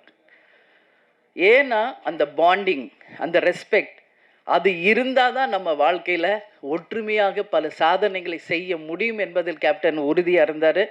அதையே பிள்ளைகளுக்கும் நாங்கள் சொல்லி கொடுத்து அவங்கள வளர்த்துருக்கோம். நீங்கள் எல்லோரும் சொன்னீங்க, டவுன் டு எர்த்தாக இருக்காங்க, அப்பா மாதிரியே உதவி செய்கிறாங்க, எல்லாரோடையும் சகஜமாக பழகுறாங்க அப்படின்னு. இன்னைக்கு இல்லை, இன்னும் எத்தனை ஆண்டு காலம் ஆனாலும் உச்ச நட்சத்திரமாக சண்முக பாண்டியன் அவர்கள் வந்தாலும் இன்னைக்கு எப்படி உங்கள் அத்தனை பேரிடமும் எளிமையோடும் உங்கள் அன்பு சகோதரர் போல டவுன் டு எர்த்தாக இருக்காரோ அப்படி தான் இருப்பார். ஏன்னா சின்ன கை குழந்தை கேப்டன் மேக்கப் போடுவார். நான் 6 மணிக்கெல்லாம் கேப்டன் கிளம்புவார். உங்களுக்கு எல்லாருக்கும் தெரியும். 9 o'clock வித் மேக்கப் ஷூட்டிங்கில் இருக்கணும்னா 6 o'clock இறங்கி கீழே வந்துடும் எங்கள் ரூம் மேலே. கை குழந்தை அவனை தூக்கிட்டு நானும் கீழே வந்துடுவேன். ஏன்னா அவருக்கு நான் டிஃபன் கொடுக்கணும், அவருக்கு வேண்டிய எல்லாம் செய்யணும்னு. அப்படியே பார்த்துட்டு இருப்பான் அவங்க அப்பாவை. அப்போ ரொம்ப கைக்குள்ள அழுவான், ரொம்ப ஜாஸ்தி.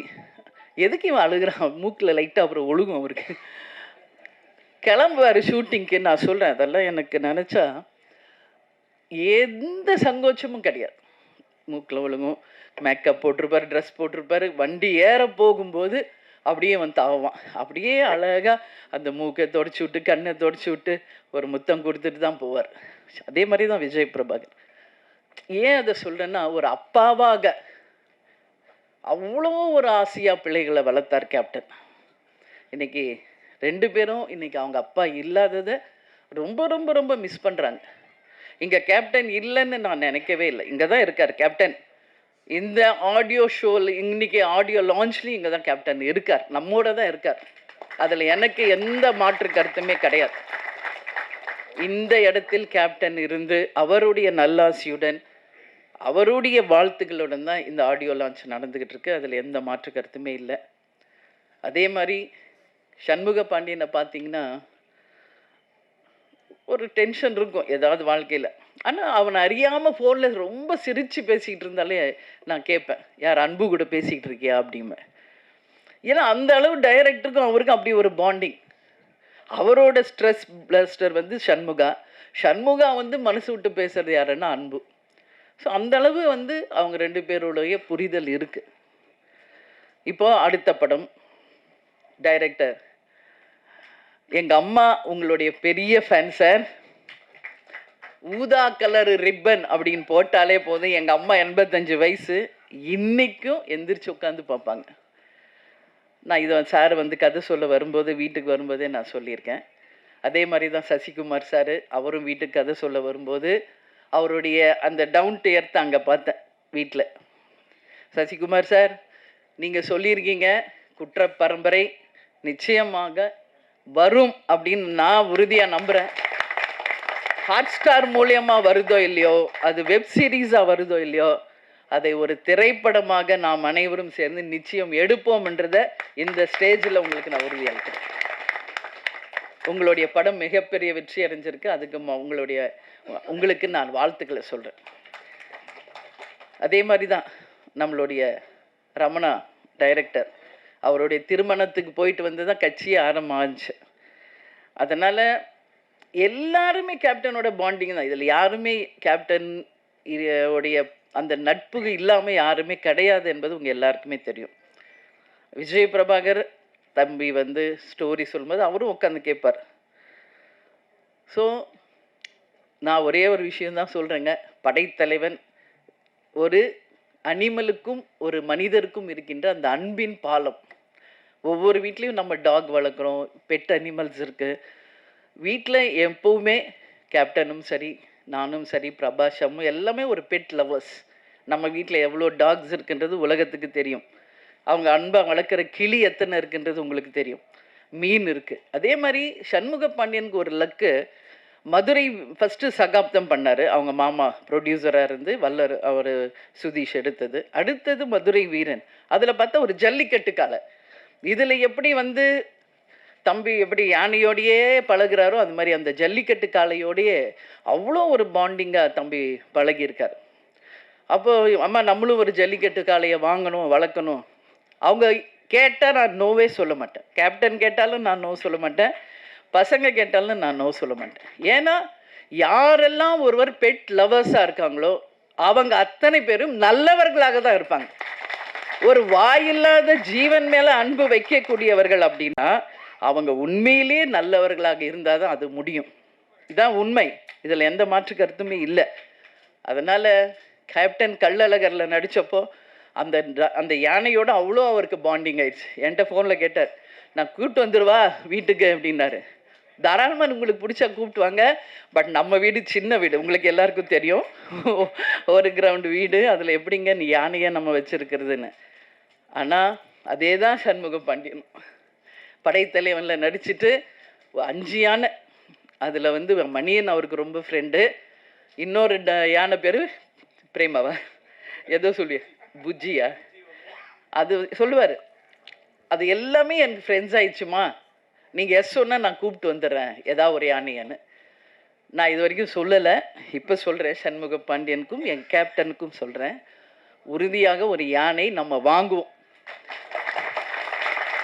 அது நீங்கள் எப்படி நீங்கள் டாக்ஸை வளர்க்குறீங்களோ அது மாதிரி நீங்கள் வளர்க்கணும். ஏன்னா அது அவருடைய விருப்பம், சண்முகாவுடைய விருப்பம். இன்றைக்கி அதை வந்து நான் ஒரு விநாயகருடைய அடையாளமாக தான் பார்க்குறேன். முருகர் எப்பயுமே அண்ணன் கணேஷாவை கும்பிட்டுட்டு தான் எந்த ஒரு விஷயத்தையும் தொடங்குவார். அதே மாதிரி தான் இவங்களும் சண்முகாவும் விஜய் பிரபாகர் கிட்ட சொல்லி அந்த அன்போடு அவர்கிட்ட பிளெஸிங் வாங்கி தான் கிளம்புவார். அந்த மாதிரி ஒரு அன்பு அவங்களுக்குள்ள சின்ன வயசுலேருந்தே இருக்குது. அதனால் நிச்சயமாக இந்த படம் மிகப்பெரிய வெற்றி படமாக மாறும். அன்பு வந்து சொல்கிற எவ்வளோ ஸ்ட்ரகிள்ஸ் இந்த மூவி ரிலீஸ் ஆக எனக்கு தெரியும். பொங்கல் வெளியீடுன்னு போட்டாங்க. நான் அப்போ கூட சொன்னேன் விரைவில் போடுங்கன்னு. இல்லை கண்டிப்பாக வந்துடலாம் மேடம்னார். சரி உங்கள் நம்பிக்கை. அதுக்கப்புறம் என்னெல்லாம் நடந்தது என்பது எல்லாருக்கும் தெரியும். ஒரு திரைப்படம் எடுத்து முடித்து அதை ரிலீஸ் பண்ணுவதற்கு எல்லாரும் சப்போர்ட் பண்ணுங்க. கேப்டன் எத்தனை பேருக்கு எவ்வளோ சப்போர்ட் பண்ணியிருக்காரு, எவ்வளோ திரைப்படங்களுக்கு சப்போர்ட் பண்ணியிருக்காரு, எத்தனை டெக்னீஷியன்ஸுக்கு சப்போர்ட் பண்ணியிருக்காரு. ஒரு படம் ரிலீஸ் ஆனதான் அதை நம்பி வாழ்கின்ற அத்தனை ஆயிரம் குடும்பங்கள் நல்லா இருக்கும். அதில் எந்த மாற்று கருத்துமே கிடையாது. சினிமா நல்லா இருந்தால் அதை நம்பி இருக்கிற ஆயிரக்கணக்கான மக்கள் நல்லா இருப்பாங்க. அதில் நாங்கள் உறுதியாக இருக்கோம். கேப்டன் கூடயே இருந்து சினிமானா என்ன என்பது நாங்கள் நல்லா உணர்ந்திருக்கோம். நிச்சயமாக கேப்டன் விட்டுட்டு சென்ற அந்த இடத்தை அரசியலில் விஜய் பிரபாகரும் சினிமா துறையில் சண்முக பாண்டியனும் கேப்டன் மாதிரி இருந்து நிச்சயமாக அனைவருக்கும் அதே மாதிரி இருப்பாங்க என்பதில் எந்த மாற்று கருத்தும் யாருக்கும் வேண்டாம். எனவே நிச்சயமாக இந்த படம் மிகப்பெரிய வெற்றி படமாக அமைய வேண்டும் என்று கேட்டுக்கொண்டு, கேப்டனுடைய ஆசீர்வாதத்தாலும் இங்கு வந்திருக்கின்ற அனைத்து நல்ல ஒழுங்கலினுடைய ஆசீர்வாதத்தோடும் படைத்தலைவன் மிகப்பெரிய ஒரு வெற்றி படமாக அமையணும் சொல்லி கேப்டனையும் கடவுளையும் நான் வேண்டிக்கிறேன். மீண்டும் மாபெரும் ஒரு வெற்றி விழாவில் உங்களை சந்திப்பேன் என்று கூறி உங்களிடமிருந்து விடைபெறுகிறேன். நன்றி, வணக்கம். நன்றி மேம். இந்த படைத்தலைவன் மேடை பல சந்தோஷமான நிகழ்வுகளை நிகழ்த்தியுள்ளது. வந்திருந்த அனைவருக்கும் நன்றி. இப்போது இசை வெளியீடு. சிறப்பு விருந்தினர்கள் வெளியிட படக்குழுவினர்கள் பெற்றுக்கொள்வார்கள். மீண்டும் அடுத்த தருணத்தில் சந்திப்போம். நன்றி, வணக்கம்.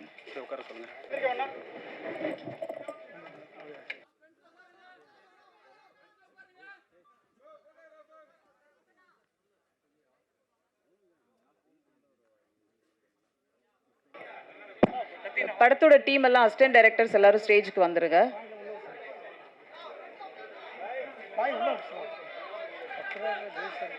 போட்டோகிராஃபர்ஸ் கொஞ்சம் சைலண்ட். போட்டோகிராஃபர்ஸ் வீடியோ எடுத்ததுக்கு அப்புறம் நம்ம எடுக்கலாம்.